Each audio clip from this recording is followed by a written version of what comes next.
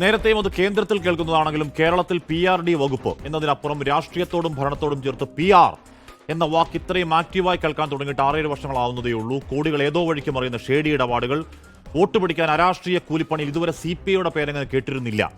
അവരും ഡൽഹി കേന്ദ്രീകരിച്ച് ഏതോ ഏജൻസി അരിവാൾ നെൽക്കതിരിൽ കെട്ടിയിറക്കുന്നുവെന്നാണ് കേൾവി. അതുകൊണ്ട് ഈ ഇരുണ്ടകാലം പരണ്ടകാലം എന്നൊക്കെ പ്രചരണം രാഷ്ട്രീയ ബുദ്ധിയാണോ അതോ കാശ് കൊടുത്തു വാങ്ങിയ PR കോയിനേജാണോ എന്നത് കേരളത്തിന് കൺസേൺ അല്ല.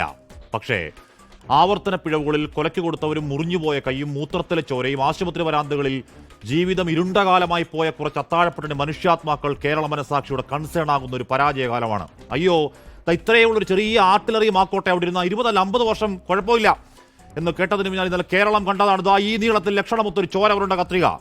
ആ ഡോക്ടർമാർക്കൊന്നും പിഴവില്ല, ഉപകരണങ്ങളൊന്നും കാണാണ്ടായില്ല. ഏതോ നഴ്സ് വേറൊരു ഓപ്പറേഷൻ കൂടി പങ്കെടുത്തിരുന്നുവെന്നാണ് അന്വേഷണ റിപ്പോർട്ട്. ആ പാതകമത്രയും ഏതോ പാവം കൊച്ചിന് തലയിൽ വെക്കാനാണ് അണിയറയിൽ കീമാ പണി.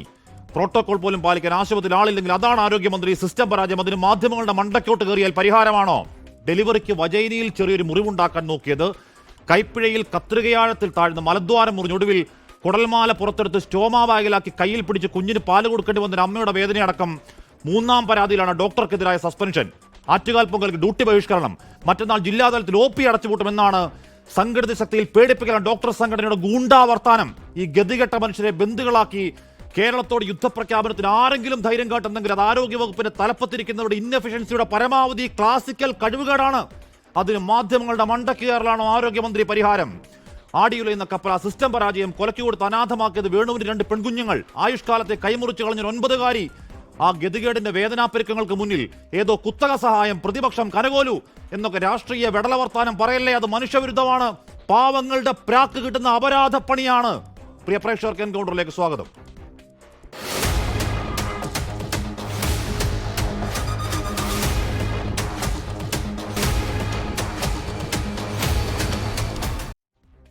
ആര് തെറ്റ് ചെയ്താലും അതിൽ മുഖം നോക്കാതെ നടപടിയെടുക്കും. അത് സർക്കാർ സംവിധാനത്തിൽ അതിന് സംവിധാനങ്ങളുണ്ട്. അത് കൃത്യമായിട്ട് തന്നെ ആ നടപടി സ്വീകരിക്കപ്പെടുകയും ചെയ്യും. ഇത് VD സതീശന്റെ നേതൃത്വത്തിൽ നടന്ന അതിക്രമമാണ്. VD സതീശന്റെ നിർദ്ദേശത്തിന്റെ അടിസ്ഥാനത്തിൽ നടന്ന ആക്രമണമാണ്. വിനാശകാല വിപരീത ബുദ്ധി എന്നുള്ളത് മാത്രമേ പറയാനുള്ളൂ. കോൺഗ്രസിനും യൂത്ത് കോൺഗ്രസിനും കേരളത്തിലെ ജനങ്ങൾ റീത്തുവെക്കും. വീഴ്ചയൊക്കെ സ്വാഭാവികമായിട്ട് ഉണ്ടാവുന്നു. അതുകൊണ്ട് നടപടിയെടുക്കുന്നു. അതുകൊണ്ട് ഒരു ഓപ്പറേഷൻ ഇങ്ങനെ ഉണ്ടായിരുന്നല്ലോ, ലക്ഷക്കണക്കിന് ഓപ്പറേഷൻ നടന്നിട്ടുണ്ടല്ലോ, അതിലൊന്നും ഉണ്ടായില്ലല്ലോ. അപ്പോൾ അത് കാണാതെ ഇതുമാത്രം പ്രവർത്തിക്കേണ്ട കാര്യമില്ല. തുടർച്ചയായിട്ടൊന്നുമില്ല. അതേ 1-2 ഉണ്ടാവും. അത് കഴിഞ്ഞില്ലേ പിന്നെ തുടർച്ചയായിട്ട് ലക്ഷക്കണക്കിന് ഓപ്പറേഷൻ നടന്ന ഒരു സംസ്ഥാനമല്ലേ കേരളം. അത് 2 ചൂണ്ടിക്കാണിച്ചു ഇതോടുകൂടി എല്ലാ ഓപ്പറേഷനും തെറ്റാണെന്ന് പറയാൻ പറ്റുമോ? ടാർഗറ്റ് ചെയ്യാണ്. സംശയം എന്താ? അവരെ ബോധപൂർവ്വം ടാർഗറ്റ് ചെയ്യാണ്. ഇത് ഇങ്ങനെയുള്ള കാര്യങ്ങൾ കേരളത്തിൽ ആദ്യമായിട്ട് സംഭവിക്കുകയാണ്. കേരളത്തിന് മുമ്പ് ഇങ്ങനെയുള്ള കാര്യങ്ങൾ സംഭവിച്ചിട്ടില്ലേ? പറയട്ടെ, ഇതിന് മുമ്പ് സംഭവിച്ചിട്ടുണ്ട്, ഇപ്പോഴും സംഭവിക്കും, ചിലപ്പോൾ ഭാവിയിൽ സംഭവിക്കും. അത്തരം കാര്യങ്ങൾ നമ്മൾ ക്രിയാത്മകമായ നടപടികൾ സ്വീകരിക്കണം. Doctor Jindo John, Shri Baladev Sachidanandan, doctor NM Arun, Shri Jasmine Shah, മലപ്പുറത്തെ കൈ പ്ലാസ്റ്ററിട്ട് കൈവളഞ്ഞു പോയ സുരേന്ദ്രൻ എന്നിവർ ചർച്ചയിൽ ചേരുകയാണ്. ഞാൻ ശ്രീ സുരേന്ദ്രനോട് പോകുന്നു. സുരേന്ദ്രൻ, ആ കൈയൊന്ന് കാണിക്കാവോ ചേട്ടാ? കൈയൊന്ന് കാണിക്കാവോ ചേട്ടാ?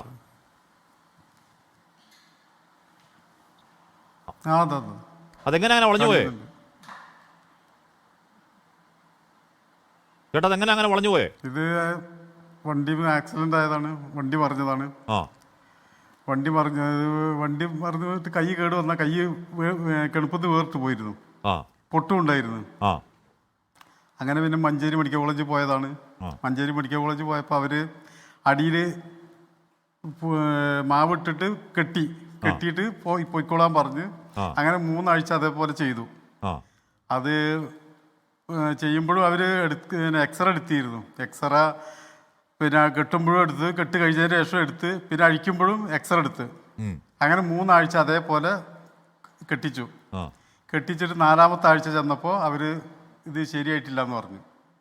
4-ാമത്തെ ആഴ്ച ശരിയായിട്ടില്ല എന്ന് പറഞ്ഞിട്ട് അവര് എല്ലാവരും കൂടെ 2-3 ഡോക്ടർ, 4-ാമത്തെ ആഴ്ച 2 ഡോക്ടർ കൂടി 2 കമ്പൗണ്ടറും ചേർന്നിട്ട് കൈ വീണ്ടും പൊട്ടിച്ചതിന് ശേഷം അവര് പ്ലാസ്റ്റർ ഇട്ടു. അതുവരെ അവര് കെട്ട് ചെയ്തത്. കൈ പൊട്ടിച്ചത് പിന്നെ 28 ദിവസം കഴിഞ്ഞതിന് ശേഷം ചെല്ലാൻ പറഞ്ഞു. അല്ലേട്ടാ, കൈ പൊട്ടിച്ചെന്ന് പറഞ്ഞാൽ കൈ വേർപെടുത്തി. അതേപോലെ വേർപെടുത്തി. വേദനിച്ചില്ലേ? വേർപെടുത്തിയിട്ടാണ് പിന്നെ പ്ലാസ്റ്റർ ഇട്ടത്. വേദനിച്ചില്ലേ? വേദനിക്കാതെ എനിക്ക് ബോധം തന്നെ പോയിരുന്നു. ഓർമ്മ ഉണ്ടായിരുന്നില്ല വേദന കൊണ്ട്. അനസ്തേഷ്യ ഒന്നും അതിന് ചെയ്യാതെ ശേഷം പ്ലാസ്റ്റർ ഇട്ടതിന് ശേഷം അവര് ഡോക്ടർമാർ എന്നെ പുറത്ത് കൊണ്ടുവന്ന് കിടത്തിയത്. ഈ ഒന്നും ചെയ്യാ പച്ചയില്. അയ്യോ. എന്നിട്ട് പിന്നെ 28 ദിവസം കഴിഞ്ഞ് വരാൻ പറഞ്ഞു എന്നോട്. 28 ദിവസം കഴിഞ്ഞ് വന്നപ്പോൾ അവർ പ്ലാസ്റ്റർ വെട്ടി. എന്നിട്ട് എക്സ്റേ എടുത്തിട്ട് പറഞ്ഞു ഇനി വീട്ടിൽ പോയിട്ട് തെറാപ്പി ചെയ്യാൻ പറഞ്ഞു. അത് അവർ കാണിച്ചു തന്നു. തെറാപ്പി ചെയ്യണില്ല ഇന്ന രൂപത്തിലാണെന്നുള്ളത്. എന്നതിന് ശേഷം തെറാപ്പി കഴിഞ്ഞതിന് ശേഷം പിന്നെ കുറേ നല്ല വേദന ഉണ്ടായിരുന്നു. അവർ വേദനയ്ക്കുള്ള ഗുളികയും തന്നു, വേദന ഇല്ലാതിരിക്കാൻ വേണ്ടിയിട്ട്. എന്നതിന് ശേഷം ഞാൻ കുറച്ച് കഴിഞ്ഞതിന് ശേഷം വീണ്ടും ചെന്നപ്പോൾ പറഞ്ഞ് ഇനി സർജറി ചെയ്യണം എന്ന് പറഞ്ഞു. സർജറി ചെയ്യണം എന്ന് പറഞ്ഞപ്പോൾ പിന്നെ ഞങ്ങളൊന്നും പറയാതെ അങ്ങോട്ട് പോരുക ചെയ്തത്. ചെറിയ ഹോട്ടലാണല്ലേ അല്ലേ? ചേട്ടനും ഭാര്യയും കൂടി ചേർന്നാണ് ചെറിയ ഹോട്ടലാണ്. അപ്പോൾ ആ കൈ കൊണ്ട് ഇപ്പോൾ പണിയൊക്കെ എടുക്കാൻ പറ്റുന്നുണ്ടോ? അതെ, ചെറിയ ഹോട്ടലാണ്. ഇപ്പം ചെയ്യാൻ കഴിയുന്നില്ല. ഞാനിപ്പോൾ ഒരാളെ വെച്ചിട്ടാണ് ഇപ്പോൾ ഈ ചെയ്യുന്നത്, ആൾക്ക് കൂലി കൊടുത്തിട്ട്. അപ്പോൾ ആ കൈയുടെ വളവ് മാറ്റണമെങ്കിൽ വേറെ ഓപ്പറേഷൻ നടത്തണം. ജീവിത മാർഗം വേറെ ഇല്ല. വേറെ ഓപ്പറേഷൻ നടത്തുന്നത്. ഞങ്ങൾ വേറെ ഒരു പ്രൈവറ്റ് ഡോക്ടറെ അടുത്ത് പോയി മഞ്ചേരി ചെന്നപ്പോൾ അവർ പറഞ്ഞു ഇത് കൈ ഫസ്റ്റില് സർജറി ചെയ്യേണ്ടതാണെന്ന് പറഞ്ഞു. അപ്പം ഞങ്ങൾ ചോദിച്ചു എന്തുകൊണ്ട് ഇത് ചെയ്തില്ല? അപ്പം മെഡിക്കൽ കോളേജ് അല്ലേ, അത്രേ കാണുള്ളൂ, അതാ പറഞ്ഞത്. ഇപ്പം എനിക്ക് കൈ വളവ് മാത്രമല്ല, കൈ നീളം കുറവുണ്ട്. ഈ കൈ നീളമില്ല, കൈ നീളം കുറവ്. എനിക്ക് ശരിക്കും കൈ ഇതേപോലെ കണ്ട് ഇല്ല, നീളം കുറവാണ്. ഇതാ കണ്ടാലും അറിയാതാ ഇത്രയും നീളം കുറവാണ് എൻ്റെ കൈ. പിന്നെ ഈ കൈ ശരിക്ക് നിവർത്താനോ കുളിച്ചു കഴിഞ്ഞാൽ തല തോർത്താനൊന്നും എനിക്ക് കഴിയുന്നില്ല. ചേട്ടാ ഇത് ചേട്ടാ പരാതി ഒന്നും കൊടുത്തില്ല എന്നാണ് അവിടുന്ന് പറഞ്ഞത്. എനിക്ക് എടുക്കാൻ കഴിയില്ല. പരാതി ഒന്നും കൊടുത്തില്ല എന്നാ പറഞ്ഞത്. പരാതി കൊടുക്കാത്ത എന്താ? ആർക്കും പരാതി കൊടുത്തില്ല. എങ്ങനെ പരാതി കൊടുക്കുക എങ്ങനെ എന്താണെന്നുള്ളത് എനിക്കറിയില്ല. ഇതിനെ പറ്റി എനിക്ക് കൂടുതലൊന്നും അറിഞ്ഞുകൂടാ. അപ്പോൾ നമ്മൾ പരാതി കൊടുത്തില്ല. അതാണ് അവസ്ഥ. ശ്രീ ബലദേവ് സച്ചിദാനന്ദൻ, ഇവിടെ സുരേന്ദ്രൻ ചേട്ടന് സിസ്റ്റം പരാജയത്തിൽ കൈ വളഞ്ഞതേ ഉള്ളൂ. സിസ്റ്റം പരാജയത്തിൽ വലത്തെ കൈ പോലെ വലത്തെ കൈ മുറിച്ചു പോയൊരു കുഞ്ഞുണ്ട് പാലക്കാട്. സിസ്റ്റം പരാജയത്തിൽ മരിച്ചുപോയ വേണുണ്ട് കൊല്ലത്ത്. സിസ്റ്റം പരാജയത്തിൽ വയറ്റിൽ തുന്നിയ കത്രികൾ 2 എണ്ണം, ഒന്ന് കോഴിക്കോടും ഒന്ന് നേരത്തെ വണ്ടാനത്തും. വയറ്റിൽ തുന്നിയ തുണി. സിസ്റ്റം പരാജയത്തിൽ ആറ്റുനോറ്റ് കാത്തിരുന്ന ഒരു കുഞ്ഞിനെ കാത്തിരുന്ന് കയ്യിൽ കിട്ടിയ നിരഞ്ജനയുടെ ഒരു ജീവനറ്റൊരു ചോരക്കുഞ്ഞ്. സിസ്റ്റം പരാജയത്തിൽ ജനനേന്ദ്രത്തിൽ 5-6 ഓപ്പറേഷൻ നടത്തി ശരിയാവാതെ കുത്തുവാളയെടുത്ത് മൈക്രോ ഫിനാൻസിന് പലിശയെടുത്ത് ജീവിതം നാനാവിധമായി ചികിത്സിക്കേണ്ടതിന് വീട്ടമ്മ. ഇനിയും ഓർമ്മയിൽ നിന്ന് പറയാൻ എത്ര എണ്ണമാണ്. എന്നിട്ടും ഒറ്റപ്പെട്ട സംഭവം, കുത്തുകൾക്ക് വേണ്ടിയുള്ള ഗൂഢാലോചന എന്നൊക്കെ പറയാൻ ആരോഗ്യമന്ത്രി വിട്ടേക്ക്. പതിറ്റാണ്ടുകളുടെ രാഷ്ട്രീയ പരിചയമുള്ള എം വി ഗോവിന്ദനും സജി ചെറിയാനൊക്കെ എങ്ങനെ പറ്റുന്നു ശ്രീ ബലദേവ് സച്ചിദാനന്ദൻ? നമ്മൾ ഈ രീതിയിൽ പരിശോധിച്ചാൽ നിരവധി സംഭവങ്ങൾ നമ്മുടെ കേരളത്തിലുണ്ടായിട്ടുണ്ട്. അപ്പോൾ ആ സംഭവങ്ങളെ കൊണ്ട് ഞങ്ങളാരും ഇതിനെ ന്യായീകരിക്കാൻ ശ്രമിക്കുന്നില്ല. ഇപ്പോൾ കേരളത്തിൽ ഈ അടുത്ത സമയത്ത് നടന്നുകൊണ്ടിരിക്കുന്ന വിശേഷിച്ചും ആരോഗ്യ മേഖലയിലെ സംഭവങ്ങൾ തികച്ചും ദൗർഭാഗ്യകരമാണ്. ഇങ്ങനെ ഒരിക്കലും സംഭവിക്കാൻ പാടില്ലാത്തതാണ്. ആ കാര്യങ്ങൾ സംഭവിക്കുമ്പോൾ അതിനെതിരെ ഗവൺമെൻറ് ചെയ്യാൻ കഴിയുന്നത് അതിന് ആരാണോ കുറ്റം ചെയ്തത് അവർക്കെതിരെ ശക്തമായ നടപടിയെടുക്കുക എന്നുള്ളതാണ്. പക്ഷേ അങ്ങനെ നടപടികളെടുക്കുമ്പോൾ നമ്മൾ കാണുന്നതാണ്, തിരുവനന്തപുരത്ത് തന്നെ നവജാത ശിശു മരിച്ചു നെടുമങ്ങാട്. അപ്പോൾ ആ ഡോക്ടറെ സസ്പെൻഡ് ചെയ്തപ്പോൾ അവരുടെ ഡോക്ടേഴ്സ് അസോസിയേഷൻ തന്നെ ശക്തമായ സമരവുമായി മുന്നോട്ട് വന്നിരിക്കുകയാണ്. അപ്പോൾ ആരാണ് ഇതിൻ്റെ യഥാർത്ഥ കുറ്റവാളി? അപ്പോൾ ഒരു ഡോക്ടറുടെ പിഴവ് കൊണ്ടോ ചികിത്സാ പിഴവ് കൊണ്ടോ ഒരു കുട്ടി മരിക്കുകയോ അല്ലെങ്കിൽ ദാരുണമായ ചില സംഭവങ്ങൾ ഉണ്ടാകുകയോ ചെയ്യുമ്പോൾ ഇത് നേരത്തെ തന്നെ ഇവിടെ നേതാക്കന്മാരൊക്കെ പറഞ്ഞതുപോലെ എല്ലാ ഗവൺമെൻറ് ഭരിക്കുമ്പോൾ ഇങ്ങനെയുള്ള സംഭവങ്ങൾ ഉണ്ടാകും. അതുകൊണ്ട് ഇതിനെ അങ്ങനെ പൊതുവായി ന്യായീകരിച്ച് പോവുകയല്ല, തെറ്റാണെന്ന് എനിക്കറിയാം. ഇങ്ങനെ സംഭവിക്കാൻ ഒരിക്കലും പാടില്ലാത്തതാണ്. ഒരാൾക്ക് പോലും ചികിത്സാ പിഴവ് കൊണ്ട് ഒന്നും സംഭവിക്കാൻ പാടില്ലാത്തതാണ്. പക്ഷേ അത് അങ്ങനെ ഒരു ഇൻസിഡൻറ്റ് ഉണ്ടായി കഴിയുമ്പോൾ അത് ഗവൺമെൻറ്റിൻ്റെ കുഴപ്പമായിട്ടോ അല്ലെങ്കിൽ കൺസേൺഡ് മിനിസ്റ്ററുടെ കുഴപ്പമായിട്ടോ മാത്രം അതിനെ ചിത്രീകരിച്ചുകൊണ്ട് അതിന് രാഷ്ട്രീയ ലാഭത്തോടെ കാണുന്നത് തീർച്ചയായും രാഷ്ട്രീയം ഉറപ്പായും ജിൻഡോയുടെ പാർട്ടിക്ക് അതിൽ രാഷ്ട്രീയമുണ്ട്. തെരഞ്ഞെടുപ്പ് വരെയാണ് അവരുടെ പണി അതാണല്ലോ. രാഷ്ട്രീയം മാറ്റി നിർത്തിയാൽ തന്നെ ഈ ഹാരിസ് ഇറക്കലിന്റെ സമയത്ത് ആരോഗ്യമന്ത്രി തന്നെ എന്താണ് പറഞ്ഞത്? ഇത് സിസ്റ്റത്തിന്റെ തകരാറാണെന്ന്. സിസ്റ്റത്തിന്റെ തകരാറാണെങ്കിൽ അതിന്റെ കാരണക്കാരി ഞാനാണ് എന്ന മിനിമം രാഷ്ട്രീയ ബോധ്യമുള്ള ഒരു നേതാവണ്ടേ ആരോഗ്യമന്ത്രി സ്ഥാനത്തിരിക്കുന്ന ഒരു രാഷ്ട്രീയ നേതാവ് ശ്രീ ബലദേവ് സച്ചിദാനന്ദൻ? ഇതും മനസ്സിലാവുന്നില്ല. എന്തൊക്കെയോ രാഷ്ട്രീയം പറയുക. ഒരു കാര്യം ഞാൻ അംഗീകരിക്കുന്നു. ഞാൻ പറയുന്ന ഒരു കാര്യം ഞാൻ അംഗീകരിക്കുന്നു. ശ്രീ ആഷ്മി പറഞ്ഞതുപോലെ ആരോഗ്യവകുപ്പിൻ്റെ ഭാഗത്ത് ഈ അടുത്ത സമയത്ത് ചില പ്രവർത്തനങ്ങളിൽ ഗുരുതരമായ വീഴ്ചയുണ്ട്. അത് ഞാൻ അംഗീകരിക്കുകയാണ്. ഞങ്ങളൊക്കെ അത് ചർച്ച ചെയ്യാറുള്ളതുമാണ്. ആരോഗ്യവകുപ്പിൻ്റെ ഭാഗത്തും ആരോഗ്യമന്ത്രിയുടെ ഭാഗത്തും ആരോഗ്യവകുപ്പ് കൈകാര്യം ചെയ്യുന്നതിൽ നേരത്തെ ശൈലജ ടീച്ചർ കൈകാര്യം ചെയ്യുന്ന വളരെയധികം വ്യത്യസ്തതകളുണ്ട്, ന്യൂനതകളുണ്ട്. പക്ഷേ ഇപ്പോൾ ഈ പുതിയതായിട്ടുണ്ടായിരിക്കുന്ന ഈ സംഭവങ്ങൾ മിനിസ്റ്ററുടെ ഭാഗത്തു നിന്നുള്ള കഴിവുകൾ കൊണ്ടോ ന്യൂനതകൾ കൊണ്ടോ ഉള്ളതല്ല. തിരുവനന്തപുരത്ത് നമുക്കറിയാം, നെടുമങ്ങാട് ഒരു നവജാത ശിശു മരിച്ചു. അവിടെ പല റിപ്പോർട്ട് ഇപ്പോൾ വന്നിരിക്കുന്ന റിപ്പോർട്ട് കാണിക്കുന്നത് ആ കുട്ടിയെ സർജറി ചെയ്യുന്നതിനും അതിന് പ്രോപ്പർ ചികിത്സ നൽകുന്നതിനും ആ ഡോക്ടർക്ക് അവിടെ പരാജയം സംഭവിച്ചു എന്നാണ് അവിടെ പറയുന്നത്. ഡോക്ടർ ബിന്ദു സുന്ദർ, ആ ഡോക്ടർക്ക് അതിനകത്ത് കൃത്യമായ പരാജയം സംഭവിച്ചു എന്നാണ് റിപ്പോർട്ട് പറയുന്നത്. ആലപ്പുഴയിലെ സംഭവം അതുപോലെ തന്നെയാണ് പറയുന്നത്. അതിനകത്ത് അവിടെ ആ ഓപ്പറേഷൻ തിയേറ്ററിലുണ്ടായിരുന്ന ഡോക്ടർക്കും നേഴ്സിനും ഗുരുതരമായ വീഴ്ച സംഭവിച്ചു എന്ന് പറയുന്നു. അപ്പോൾ ആരോഗ്യവകുപ്പിൻ്റെ ഭാഗത്ത് റീസെൻ്റായിട്ട് കുറേ കുഴപ്പങ്ങളുണ്ട്, ഞാനത് അംഗീകരിക്കുന്നു. ആരോഗ്യവകുപ്പിൻ്റെ തലത്തിൽ, അതായത് അതിൻ്റെ മന്ത്രിതലത്തിലോ അല്ലെങ്കിൽ അതിൻ്റെ ഡയറക്ടർ തലത്തിലോ ചില വീഴ്ചകൾ പറ്റിയിട്ടുണ്ട്. പക്ഷേ ആ വീഴ്ചകൾ പറ്റുമ്പോൾ ഇപ്പോൾ പുതിയതായിട്ടുണ്ടായിരിക്കുന്ന ഈ 3-4 ഇവിടെ മാത്രമല്ല, കോന്നി മെഡിക്കൽ കോളേജിൽ ഒരു സംഭവം ഉണ്ടായി. ആ 14 വയസ്സാണെന്ന് തോന്നുന്നു, അപ്പോൾ എൻ്റെ കൈ വളഞ്ഞുപോയി. ആ സംഭവം അവൻ്റെ കൈ വളഞ്ഞു പോയെന്ന് മാത്രമല്ല, കൈ വളഞ്ഞു ഡോക്ടർ പറഞ്ഞു എന്റെ കൈയും പണ്ടൊരു അപകടം ഉണ്ടായി, അന്ന് എന്റെ കൈ വളഞ്ഞിരിക്കുക, അതാണ് കുഴപ്പമില്ല എന്ന് പറഞ്ഞു വിട്ടെന്നാ പറയുന്നത്.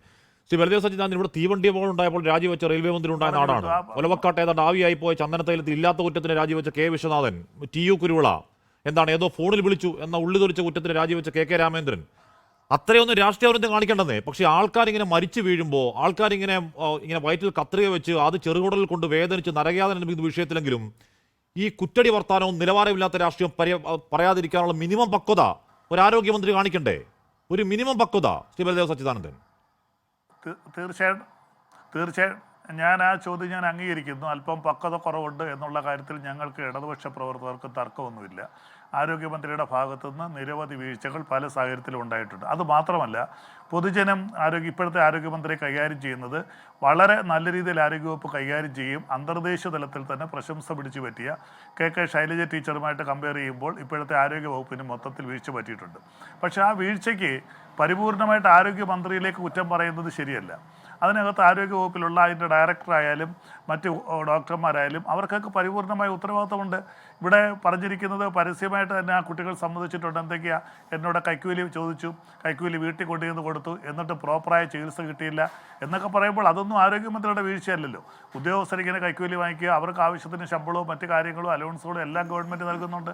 അപ്പോൾ അതൊക്കെ വാങ്ങിച്ചിട്ട് രോഗിയെ ഞാൻ പ്രോപ്പറായിട്ട് ചികിത്സിക്കണമെന്നുണ്ടെങ്കിൽ ആ രോഗിയോട് നേരിട്ട് കൈക്കൂലി ചോദിക്കുക, കൈക്കൂലി വാങ്ങിക്കുക, ഇതൊന്നും ആരോഗ്യമന്ത്രി അറിഞ്ഞുകൊണ്ട് നടക്കുന്ന കാര്യങ്ങളല്ല. അപ്പോൾ മന്ത്രിയുടെ ഭാഗത്ത് വീഴ്ചകൾ ഞാൻ അംഗീകരിക്കുന്നു. അതേസമയത്ത് പരിപൂർണമായിട്ട് ഈ കാര്യങ്ങളെല്ലാം ആരോഗ്യമന്ത്രിയുടെ തലയിലേക്ക് കുത്തിവെക്കുക, ആരോഗ്യമന്ത്രിയുടെ വീട്ടിലേക്ക് മാർച്ച് മാധ്യമപ്രവർത്തകർക്ക് കുശുമ്പാണ്. ഏഷ്യാൻ്റെ റിപ്പോർട്ടർ പേര് ചോദിക്കുക, അല്ലെങ്കിൽ ഏഷ്യാനോട് എന്തോ ദേഷ്യമാണ്, ബാക്കി മാധ്യമപ്രവർത്തകർക്ക് മൊത്തം മന്ത്രിയോട് എന്തോ ദേഷ്യമാണ്, പ്രതിപക്ഷത്തിന് മൊത്തം എന്തിനാണെന്ന് വ്യക്തിപരമായി എടുക്കുന്നത്? ഇവിടെ ഒരു ആരോഗ്യ വകുപ്പ് എന്ന് പറയുന്ന ഒരു വകുപ്പുണ്ട്, അത് സർക്കാരിന്റെ വകുപ്പാണ്. ആ വകുപ്പിന് കീഴിൽ വരുന്ന ആശുപത്രികളിൽ പിഴവുകൾ സംഭവിക്കുന്നു, രോഗികൾ മരിക്കുന്നു, ഈ പറയുന്ന കത്രികൾ വയറ്റിലായി പോകുന്നു. അതിന് ആ സിസ്റ്റത്തിന്റെ മേധാവി, അത് വീണയായിക്കോട്ടെ മറ്റാരും ആയിക്കോട്ടെ, ആ മേധാവിയോടല്ലേ ചോദ്യം ചോദിക്കാൻ പറ്റൂ ജനാധിപത്യ കേരളത്തിന്. അല്ലാതെ RDO DM ഇറങ്ങിയ മറുപടി എന്ന് പറയാൻ പറ്റുമോ? അത് സ്വാഭാവികമല്ലേ ഒരു രാഷ്ട്രീയത്തിൽ? അത് കുത്തകളെ സഹായിക്കാനാണ് എന്നൊക്കെ MP ഗോവിന്ദൻ പറയുക, M സ്വരാജ് പറയുക, ആൾക്കാർ വരുമെന്ന് പറയുക. ധാർമ്മികമായ ഉത്തരവാദിത്വം ഒരു വകുപ്പിൻ്റെ കീഴിൽ നടന്നാൽ അതിൻ്റെ ഹെഡ് എന്നുള്ള നിലയിൽ ആ മന്ത്രിക്കുണ്ട്. അത് ഏത് മന്ത്രിയായിരുന്നാൽ പോലും ആഭ്യന്തര വകുപ്പിൽ വീഴ്ച വന്നാൽ ആഭ്യന്തരമന്ത്രിക്കാണ് അതിൻ്റെ പരിപൂർണമായ ഉത്തരവാദിത്വം. ആരോഗ്യവകുപ്പിൽ വന്നാൽ ആരോഗ്യമന്ത്രിക്കാണ് അതിൻ്റെ പരിപൂർണമായ ഉത്തരവാദിത്വം. ആ ഉത്തരവാദിത്വത്തിൽ നിന്ന് ഒരു മന്ത്രിക്ക് ഒരു കാരണവശാലും ഒഴിഞ്ഞു മാറാൻ പറ്റില്ല. ആ ഉത്തരവാദിത്വം ഏറ്റെടുത്തുകൊണ്ട് തന്നെ ആ പ്രശ്നങ്ങൾ രമ്യമായി പരിഹരിക്കുന്നതാണ് ഏതൊരു മന്ത്രിയുടെയും കർത്തവ്യം എന്ന് പറയുന്നത്. പക്ഷേ ആ ഉത്തരവാദിത്തത്തിൽ മാറി നിന്നുകൊണ്ട് സംസാരിച്ചാൽ അത് തെറ്റായി തന്നെ ഞങ്ങൾ അതിനെ വിമർശിക്കും. അതിന് തർക്കമൊന്നുമില്ല. ഇതിൻ്റെ എല്ലാം ധാർമ്മികമായ ഉത്തരവാദിത്തം നേരത്തെ പറഞ്ഞ പോലെ ഒരു മന്ത്രി, നമുക്കറിയാം, ഒരു റെയിൽവേ മന്ത്രി ഒരു റെയിൽവേ ലെവൽ ക്രോസിൽ അപകടം ഉണ്ടായപ്പോൾ ധാർമ്മിക ഉത്തരവാദിത്തം ഏറ്റെടുത്ത് രാജിവെച്ചു. ആ ഒരു രാഷ്ട്രീയ സംസ്കാരവും നമ്മൾ ഇനി അങ്ങോട്ട് പ്രതീക്ഷിക്കേണ്ട. എങ്ങനെയും അത് അധികാരത്തിൽ കടിച്ചു തൂക്കി നിൽക്കുന്ന ഒരു സംസ്കാരമാണ് ഇപ്പോഴുള്ള ആരായിരുന്നാലും. ഏതൊരു രാഷ്ട്രീയ പാർട്ടിയിലും എന്ത് വില കൊടുത്തും അധികാരത്തിൽ കടിച്ചു തൂക്കിക്കുക എന്നൊരു പ്രവണതയുണ്ട്. അപ്പോൾ ആ സംസ്കാരത്തിലേക്ക് നമുക്ക് പോകേണ്ട. അതൊക്കെ മൺമറഞ്ഞു പോയ സംസ്കാരമാണ്, നമുക്കൊക്കെ കണ്ട് അതിശയിച്ച് നിൽക്കുന്ന ഒരു സംസ്കാരമാണ്. LDF ഒരു നേതാവ് എന്നുള്ള നിലയ്ക്ക് അല്ലെങ്കിൽ പ്രവർത്തകർ എന്നുള്ള നിലയ്ക്ക് ഈ ആരോഗ്യമന്ത്രി രാജിവെക്കണം പരിഷ്കരിക്കണം എന്നൊരു നിലപാട് നിങ്ങൾക്കൊക്കെ ഉണ്ടോ? CPM അത് സമ്മതിക്കില്ലെങ്കിൽ കൂടിയും LDF മറ്റ് കക്ഷികൾക്ക് എന്താണ് ഈ ആരോഗ്യവകുപ്പിനുള്ള സമീപനം, ശ്രീ ബലദേവ് സച്ചിദാനന്ദൻ? ഞങ്ങൾക്ക് ഈ മന്ത്രിസഭയുമായി ബന്ധപ്പെട്ട് 1-2 വകുപ്പുകൾക്ക് പ്രവർത്തനത്തിൽ പോരായ്മയുണ്ടെന്ന് ആദ്യം മുതലേ പറയുന്നവരാണ് ഞങ്ങൾ. അതിനകത്തൊന്ന് ആരോഗ്യവകുപ്പുണ്ട്, മറ്റൊരു വകുപ്പുണ്ട്, അതിപ്പോൾ ഞാൻ പറയുന്നില്ല.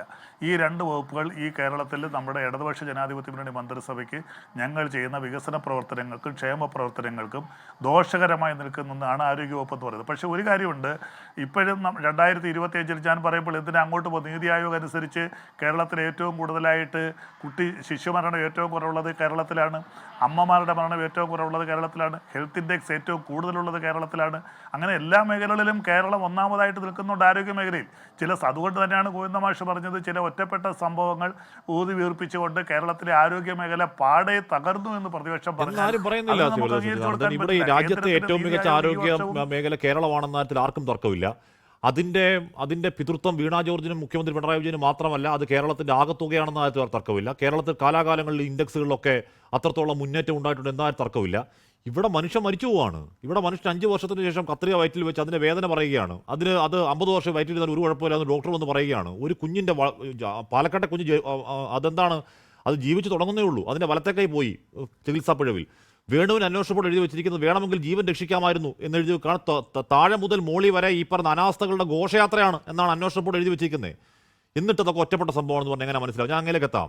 ശ്രീ ജിൻഡോ, ഇവിടെ പാർട്ടി സംസ്ഥാന സെക്രട്ടറി എം വി ഗോവിന്ദൻ പറയുന്നത് ഇവിടെ ലക്ഷക്കണക്കിന് ശസ്ത്രക്രിയകൾ നടക്കുന്നില്ലേ, അതിനിടയിൽ ഒരു ശസ്ത്രക്രിയ, അതിനിടയിൽ വയറ്റിൽ കത്രിക, അതിനിടയിൽ ശസ്ത്രക്രിയ, അതിനിടയിൽ വയറ്റിൽ തുണി, അതിനിടയിൽ ശസ്ത്രക്രിയ, വേറൊരു കത്രിക, അതിനിടയിൽ ചികിത്സ, വേണുവിന്റെ മരണം. ഇതൊക്കെ ലക്ഷക്കണക്കിനായ സംഭവങ്ങൾക്കിടയിൽ സംഭവിക്കുന്ന ഒറ്റപ്പെട്ട 10,000 സംഭവങ്ങളാണ്. അതിനിങ്ങനെ പർവ്വതീകരിക്കണോ ജിൻഡോ? ഹാഷ്മി, ഇവിടെ കേരളത്തിൽ ഒരുപാട് CPM-ന്റെ പ്രവർത്തകരും നേതാക്കന്മാരും ഉണ്ടല്ലോ. എം വി ഗോവിന്ദനെ പോലെ ഇതുപോലെ ഏറ്റവും തരം താണ രീതിയിൽ ന്യായീകരിക്കുന്ന ആളുകൾ കുറവല്ലേ? CPM-ന്റെ പ്രവർത്തകരും അണികളും അനുഭാവികളായിട്ടുള്ള മനുഷ്യർ തന്നെ ഈ സർക്കാരിനും ഈ വകുപ്പിനെതിരെ നിരന്തരം സംസാരിക്കുന്നുണ്ടല്ലോ. അപ്പോൾ ഇതെല്ലാം ഒറ്റപ്പെട്ട സംഭവമാണെന്ന് പറയുമ്പോൾ ഇതുപോലെ ഒറ്റപ്പെട്ട ചില നേതാക്കന്മാരുള്ളതുകൊണ്ടാണ് ഈ സർക്കാർ ഇതുപോലെ നാണം കെട്ടുകൊണ്ടിരിക്കുന്നത്. ഇപ്പോൾ ഇവരുടെ മുന്നണിയിൽ തന്നെയുള്ള നമ്മളോടൊപ്പം ചർച്ചയിൽ പങ്കെടുക്കുന്ന ബൽദേവ് പറഞ്ഞ ഒരു കാര്യം എന്താ? ആരോഗ്യവകുപ്പിന് വീഴ്ചയുണ്ട്, ആരോഗ്യവകുപ്പ് മന്ത്രിക്ക് പക്വതയില്ല, മന്ത്രിയുടെ ഭാഗത്തുനിന്നും വകുപ്പിൻ്റെ ഭാഗത്തുനിന്നും വീഴ്ചകൾ സംഭവിച്ചുകൊണ്ടിരിക്കുന്നു. 2 വകുപ്പുകളെക്കുറിച്ച് വ്യത്യസ്ത അഭിപ്രായം മുന്നണിക്കകത്ത് തന്നെയുണ്ട്. 2ാമത്തെ വകുപ്പ് ഏതെന്ന് അദ്ദേഹം പറഞ്ഞില്ല, പക്ഷേ ആരോഗ്യവകുപ്പ് അതിലൊരു വകുപ്പാണ് അല്ലേ?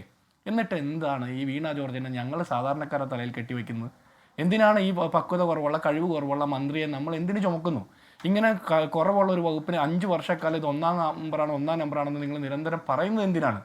അത് എന്തുകൊണ്ടാണെന്ന് നമുക്ക് മനസ്സിലാകുന്നില്ല. ഇനി അടുത്തത് താങ്കൾ തന്നെ പറയുന്നു, നീതി ആയോഗിൻ്റെ ഇൻഡെക്സുകളിലൊക്കെ കേരളത്തിലെ ആരോഗ്യവകുപ്പ് 1-ാം സ്ഥാനത്താണെന്ന്. സാറേ, 1970-കളിൽ ഡോക്ടർ KN രാജൻ്റെ സ്റ്റഡീസ് പ്രകാരം കേരള മോഡൽ ഓഫ് ഡെവലപ്മെൻറ്റ് എന്ന് പറഞ്ഞ ടേം കോയിൻ ചെയ്യപ്പെടുകയും പൊതുജനാരോഗ്യവും പൊതുവിദ്യാഭ്യാസവും പൊതുവിതരണ രംഗത്തും കേരളം 1-ാം സ്ഥാനത്തെത്തിയത് അത് പിണറായി വിജയൻ അന്ന് മുഖ്യമന്ത്രി ആയതുകൊണ്ടല്ല, കാലാകാലങ്ങളായി വന്ന സർക്കാരുകളുടെ കാലത്ത് ഏറ്റവും കൂടുതൽ പബ്ലിക് ഇൻവെസ്റ്റ്മെൻറ്റ് ഈ മേഖലയിൽ നടന്നുകൊണ്ടാണ്.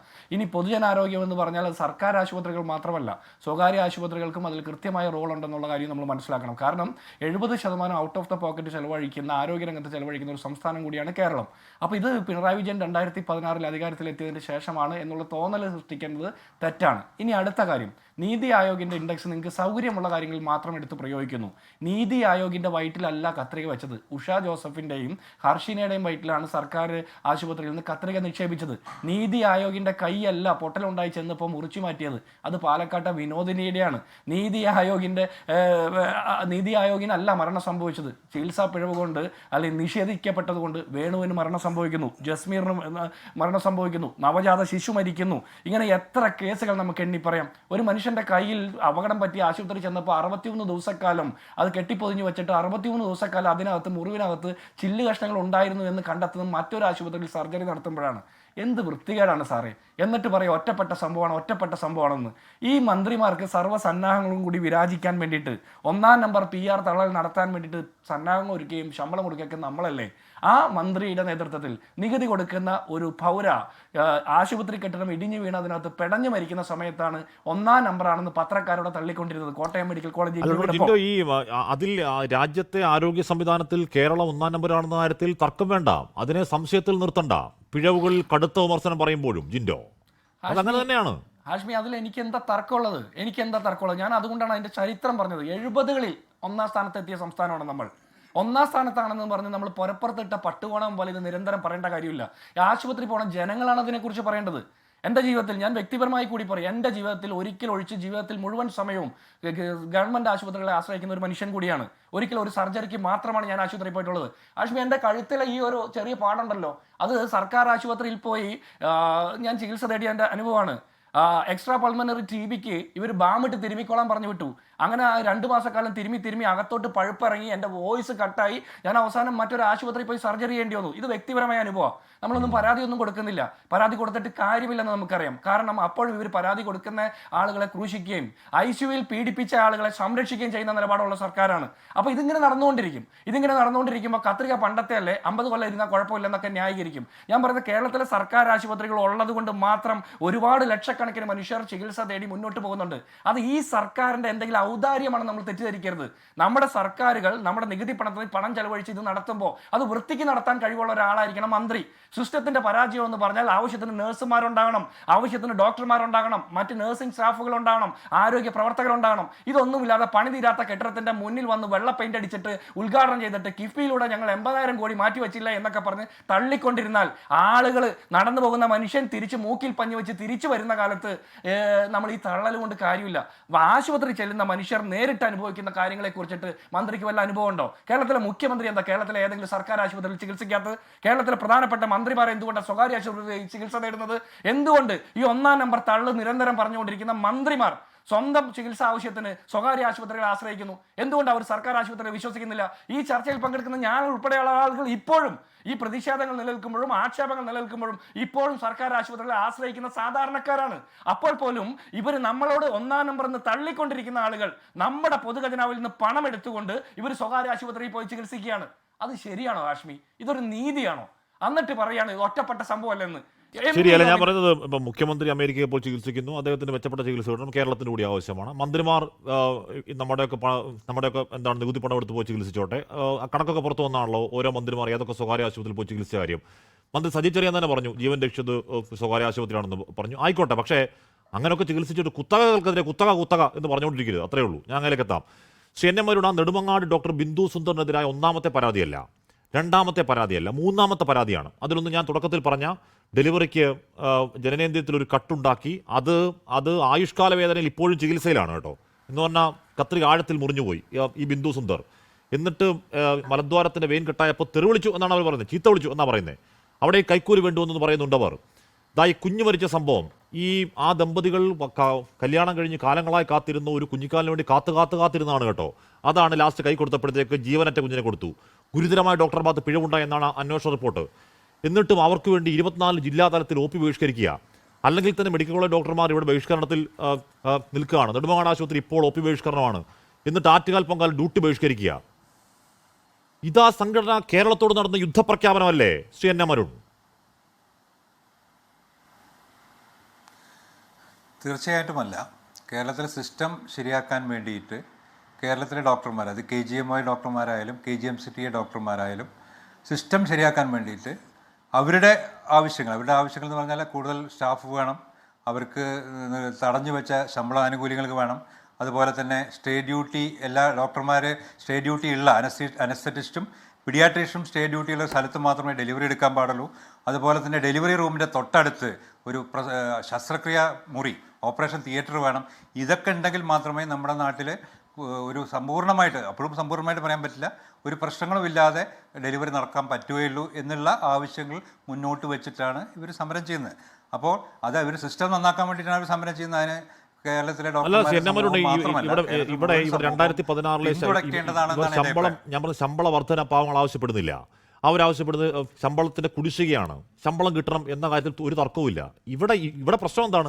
ഇവിടെ നെടുമങ്ങാട് തെറ്റ് ചെയ്ത ഒരു ഡോക്ടർ കൈക്കൂലി വാങ്ങി ചെയ്ത പണിക്ക് പോലും ആത്മാർത്ഥത കാണിക്കാതെ വൃത്തികേട് കാണിച്ച് ഒരു ജീവിതം ഇപ്പോൾ ഈ പറയുന്ന നേരത്തെ എന്താണ് ജനനേന്ദ്രിയത്തിൽ പ്രശ്നം കട്ടുണ്ടാക്കിയ ആ വീട്ടമ്മ അവർ സാമ്പത്തിക അടിത്തറ തകർന്നു.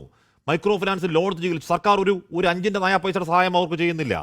അങ്ങനെ ജീവിതം നാനാവിധമാക്കി കുഞ്ഞിനെ അക്ഷരാർത്ഥത്തിൽ കൊലയ്ക്ക് കൊടുത്തു എന്ന് പറയാവുന്ന രീതിയിൽ പ്രശ്നമുണ്ടാക്കിയ അത് തെറ്റായിരുന്നു എന്ന് കണ്ടെത്തിയ ഒരു ഡോക്ടർക്ക് വേണ്ടിയാണ് ഈ കേരളത്തോട് യുദ്ധം പ്രഖ്യാപിക്കുന്നത്. ആറ്റുകാൽ പൊങ്കാല പ്രധാനപ്പെട്ട ഒരു ദിവസം ഡ്യൂട്ടി ബഹിഷ്കരിക്കുന്നു പറയുക. അതെന്ത് മര്യാദയാ ശ്രീ എൻ എം അരുൺ? പൊങ്കാലയായാലും വേറെ ഏത് എന്താ പറയുക ഒരു കുട്ടികളുടെ ഒരു ശാസ്ത്രമേളയാണെങ്കിലും എല്ലാത്തിനും ഡോക്ടർമാർ വേണം, ശരിയാണ്. പക്ഷെ ആ ഡോക്ടർമാരുടെ ആവശ്യങ്ങൾക്ക് ഒരു അനുതാപപൂർവമായിട്ടുള്ള ഒരു സമീപനം സമൂഹവും സർക്കാരും കൊടുക്കേണ്ടതല്ലേ? കുറ്റക്കാരിയായ ഒരു ഡോക്ടർക്ക് വേണ്ടിയാണ് ഈ പണഹദ്ദുരി മുഴക്കൽ. എന്തുകൊണ്ടാണ് കുറ്റക്കാരിയായ ഒരു ഡോക്ടർക്ക് വേണ്ടിയാണ് ഈ പണഹദ്ദുരി മുഴക്കൽ? ഒരു അനുതാപം ഉണ്ടാവില്ല ആ സമരത്തോട്. കേസുണ്ടായത് കുറ്റക്കാരിയായ ഡോക്ടർക്ക് വേണ്ടിയാണ് എന്താണ് ഈ പണഹദ്ദുരി മുഴക്കൽ യുദ്ധപ്രഖ്യാപനം? ഒരു അനുതാപം ഉണ്ടാവില്ല എന്നെ മരും. കേരളത്തിലെ സിസ്റ്റം ഇനിയും മോശമാവുകയുള്ളൂ. കേരളത്തിലെ സിസ്റ്റം ഇനിയും മോശമാവുകയുള്ളൂ. മാധ്യമപ്രവർത്തകർ വന്നിട്ട് ചികിത്സിക്കേണ്ടി വരും. നമ്മൾ ചികിത്സിക്കുന്നതല്ല. അതായത് നമ്മൾ ലോകാരോഗ്യ സംഘടന പറയുന്ന എല്ലാ മാർഗരേഖ പ്രകാരം മാത്രമേ ഇവിടെ ഇനി ചികിത്സ നടക്കുള്ളൂ എന്ന് KGMO KGMCT തീരുമാനിച്ചാൽ ഒരു ചികിത്സയും കേരളത്തിൽ നടക്കാൻ പോകുന്നില്ല. ആ മാർഗരേഖ ഇവിടെ ഒരിക്കലും പാലിക്കപ്പെടുന്നില്ല. ഒരു രോഗിക്ക് 6 രോഗികൾക്ക് ഒരു നേഴ്സുമാണെന്നതിന് പകരം 60 രോഗികൾക്ക് ഒരു ഡോക്ടറാണേ ഉള്ളൂ, ഒരു നേഴ്സേ ഉള്ളൂ. അതുപോലെ തന്നെ 1000-ലധികം വേക്കൻസീസാണ് മെഡിക്കൽ കോളേജിലുള്ളത്. അതുപോലെ നേഴ്സുമാരുടെ വേക്കൻസീസും 1000-2000 വേക്കൻസീസ് ഉണ്ട്. അപ്പോൾ അത്രയും വേക്കൻസിയിൽ ഉള്ളപ്പോൾ ചോര നീരാക്കി പണിയെടുക്കുന്ന ഡോക്ടർമാർക്കെതിരെ നോൺ കോംപ്ലിക്കേഷൻസ്, ഞാൻ മറ്റേ ആർട്ടറി ഫോസെപ്സ് മറന്നു വെച്ചതിനെ കുറിച്ചല്ല, അതൊരു എററാണ്, തെറ്റാണ്. മറ്റതെല്ലാം നോൺ കോംപ്ലിക്കേഷനാണ് നിങ്ങൾ പറയുന്ന പലതും. നോൺ കോംപ്ലിക്കേഷൻ നമ്മുടെ പുസ്തകത്തിൽ പഠിക്കുന്ന സാധനമാണ്. ഒരു 100 കേസിൽ ഒന്നിനിങ്ങനെ കോംപ്ലിക്കേഷൻ വരും. അത് ഉണ്ടാവാതിരിക്കാൻ മാക്സിമം കരുതൽ വരുത്തിയാലും 100-1 അല്ലെങ്കിൽ 1000-1 കോംപ്ലിക്കേഷൻ വരും. ആ കോംപ്ലിക്കേഷൻ എങ്ങനെ പിഴവാവുക? കോംപ്ലിക്കേഷൻ പിഴവാണെങ്കിൽ നമ്മൾ ഒരു ചികിത്സയും ചെയ്യേണ്ട, ഓപ്പറേഷൻ വേണ്ട, നമുക്ക് റോഡിൽ ഇറങ്ങിയാൽ വണ്ടി തട്ടി മരിക്കാം. അതുകൊണ്ട് നമ്മൾ റോഡിൽ ഇറങ്ങാൻ തീരുമാനിക്കാൻ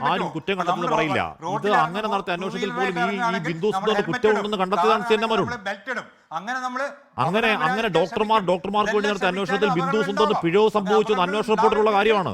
റോഡിലേക്ക് ഇറങ്ങണ്ട, അന്വേഷണ റിപ്പോർട്ടിലുള്ള കാര്യമാണ്. അവർ കൈക്കൂലിക്കാരിയാണെന്ന് ഒന്നല്ല, രണ്ട് തവണ പറയലാണ്, പരാതിക്കാർ പറയലാണ്. അങ്ങനെ പണം വാങ്ങിയിട്ടും ഈ പറയുന്ന രീതിയിൽ മര്യാദയോട് കാണിക്കുന്നു എന്ന ആരോപണമുള്ള ഡോക്ടർക്ക് വേണ്ടിയാണ് ഇവർ തെരുവിലിറങ്ങുന്നത്. ഒരു ന്യായം വേണ്ടേ? നിങ്ങൾക്ക് ശമ്പളം കിട്ടണം, അല്ലെങ്കിൽ ഡോക്ടർമാർ ശമ്പളം കിട്ടണം, നോ ഡൗട്ട്. നിങ്ങൾ ഈ പറയുന്ന ഡോക്ടർമാരുടെ കുറവ്, ജീവനക്കാരുടെ കുറവ്, സിസ്റ്റം പരാജയം, വീണാ ജോർജ് മറുപടി തർക്കമില്ല.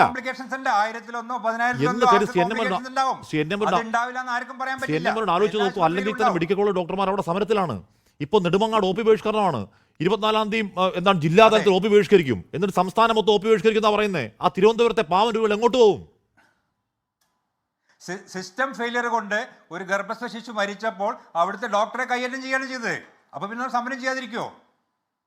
അത് ജനങ്ങളെ ബന്ദിയാക്കാണ്, അത് ഈ പാവങ്ങളെ ബന്ദിയാക്കാണ്. ഈ പാവങ്ങൾ എങ്ങോട്ട് പോകും?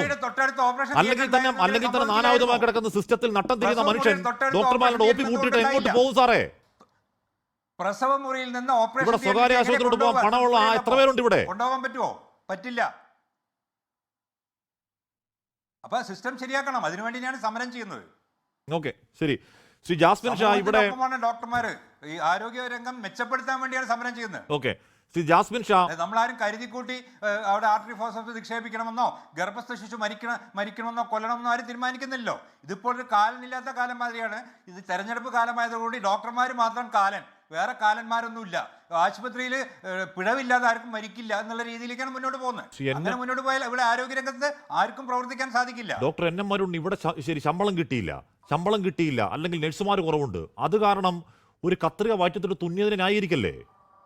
അത് പിഴവാണ്. ന്യായീകരിച്ചിട്ടില്ല.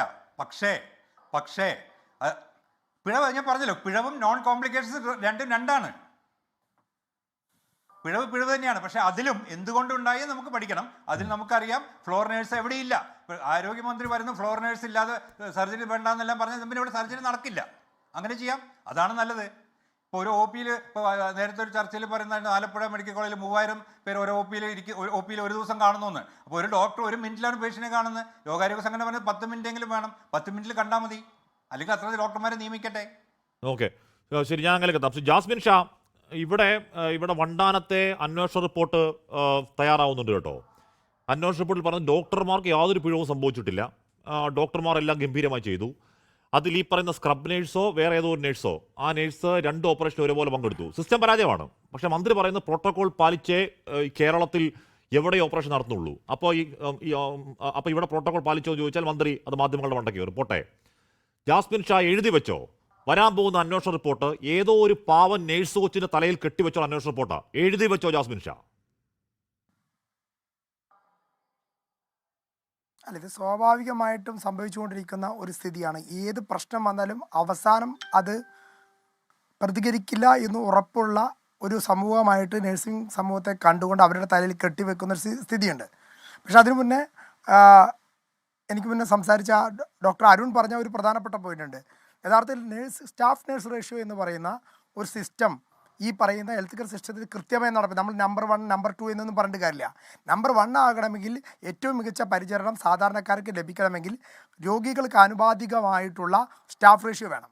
ഇപ്പോൾ ഈ ഗവൺമെൻറ് സെക്ടറിൽ, ഇപ്പോൾ പ്രൈവറ്റ് സെക്ടറിലാണെങ്കിൽ ഒരു സ്ക്രബ് നേഴ്സിൽ കൂടാതെ ഒരു സർക്കുലേറ്റിംഗ് നേഴ്സും കൂടി ഉണ്ടാവും സർജറിയിൽ. ഇവിടെ ഗവൺമെൻറ് ആശുപത്രിയിൽ എനിക്ക് തോന്നുന്നു സർക്കുലേറ്റിംഗ് നേഴ്സ് എന്ന് പറയുന്ന പോസ്റ്റിൽ ആളേ ഇല്ല. അപ്പോൾ ഈ സ്ക്രബ് നേഴ്സ് നേരത്തെ ഇപ്പോൾ റിപ്പോർട്ടിൽ ഇപ്പോൾ ആഷ്മി പറഞ്ഞ പോലെ ഒരു നേഴ്സ് സ്ക്രബ് നേഴ്സിന് ഒരു പ്രൊസീജിയർ ചെയ്തുകൊണ്ട് അടുത്ത ടേബിളിലേക്ക് ഓടാം. ഇത് നമ്മുടെ റെസ്റ്റോറൻറ്റ് ക്യാൻറ്റീൻ ഒന്നുമല്ലല്ലോ, ഒരു സ്ഥലത്ത് ഭക്ഷണം കൊടുത്ത് ഉടനെ. കാരണം ഒരു സർജറിക്ക് കയറിയാൽ ആ സർജറി പൂർത്തീകരിച്ച ശേഷം വാഷിംഗ് കഴിഞ്ഞ ശേഷം അടുത്ത കേസിന് കയറാൻ പറ്റുള്ളൂ. അപ്പോൾ ഒരു കാരണവശാലും ഈ നഴ്സുമാരെ സംബന്ധിച്ചിടത്തോളം കുറ്റം വരില്ല എന്ന് പറഞ്ഞാൽ സ്ക്രബ് നേഴ്സിൻ്റെ പ്രധാനപ്പെട്ട ജോലി സർജനാണ്, ഒരു ഓപ്പറേഷൻ ടീമിൻ്റെ ക്യാപ്റ്റൻ. അവർ ആവശ്യപ്പെടുന്ന എക്യുപ്മെൻറ്റ്സ് കൊടുക്കുക എന്നുള്ളതും ആ സർജൻ ആണ് ആ എക്യുപ്മെൻറ്റ് എവിടെ ഉപയോഗിക്കുന്നു, എവിടെ വയ്ക്കുന്നു, എന്ത് ചെയ്യുന്നു എന്നുള്ളതൊക്കെ തീരുമാനിക്കുന്നത്. അതിനുശേഷം ഈ സർജൻ തിരിച്ചു കൊടുക്കുന്ന സംഗതി സാധാരണഗതിയിൽ പ്രൈവറ്റ് ഹോസ്പിറ്റലിലേക്കാണെങ്കിൽ സ്ക്രബ് നേഴ്സും അതുപോലെ സർക്കുലർ നേഴ്സും കൃത്യമായിട്ട് സെറ്റിൻ്റെ മുന്നിൽ ചെക്ക് ലിസ്റ്റ് ഉണ്ടാവും. ആ ചെക്ക് ലിസ്റ്റ് പ്രകാരമുള്ള സംഗതി എടുത്തു വെച്ചോ എന്നുള്ളത് വെരിഫൈ ചെയ്യും. പക്ഷേ എൻ്റെ അറിവിൽ ഈ ഗവൺമെൻറ് ആശുപത്രിയിൽ അങ്ങനെ ഉണ്ടോ എന്ന് എനിക്കറിയില്ല. ഇപ്പോൾ ഇവർ ഈ റിപ്പോർട്ടുമായി ഞാൻ പല മാധ്യമങ്ങളും കണ്ടത് ഡോക്ടർ ഒപ്പിട്ടു. അങ്ങനെ ഡോക്ടർ മാത്രമായിട്ട് ഒപ്പിടാനൊന്നും സാധിക്കില്ല. ഞാൻ പറയുന്നത് തെറ്റ് പറ്റിയിട്ടുണ്ടെങ്കിൽ തെറ്റ് പറ്റി എന്നുള്ളത്. കാരണം മനുഷ്യനാണ്, തെറ്റ് പറ്റാം. ആ തെറ്റിന് നമ്മൾ എന്താണ് എന്നുള്ളത് നടപടി സ്വീകരിക്കണം. പക്ഷേ ഹെൽത്ത് കെയർ സിസ്റ്റത്തിൽ കൃത്യമായ മാറ്റം വേണം. അത് പ്രൈവറ്റ് ഹോസ്പിറ്റലിൽ വരെ വരണം എന്നുള്ളതാണ്. കാരണം പ്രൈവറ്റ് ഹോസ്പിറ്റലും ഇപ്പോൾ നേരത്തെ ഡോക്ടർ അരുൺ പറഞ്ഞ പോലെ 6 രോഗികൾക്ക് ഒരു നഴ്സ് എന്ന് പറയുന്ന അനുപാതത്തിലൊന്നും എവിടെയും നഴ്സുമാരില്ല. അല്ലെങ്കിൽ വെന്റിലേറ്റർ പേഷ്യൻ്റ് 1:1 എന്ന് പറയുന്ന രീതിയിലൊന്നുമില്ല. കാരണം ഇവരെല്ലാം ഈ പറയുന്ന ഹെൽത്ത് കെയറിനെ വാടി പുകഴ്ത്തുക, ഇതിൻ്റെ പിന്നിൽ നടക്കുന്ന വലിയ കാര്യങ്ങൾ തിരിച്ചറിയാതിരിക്കുക. ഇപ്പോൾ പ്രൈവറ്റ് ഹോസ്പിറ്റലിലേക്കാണെങ്കിൽ ഒരു തെർമോമീറ്റർ വീണ് പൊട്ടിയാൽ പോലും അതിൻ്റെ പണം അവിടെ വർക്ക് ചെയ്യുന്ന നഴ്സുമാരിൽ നിന്ന് ഈടാക്കും.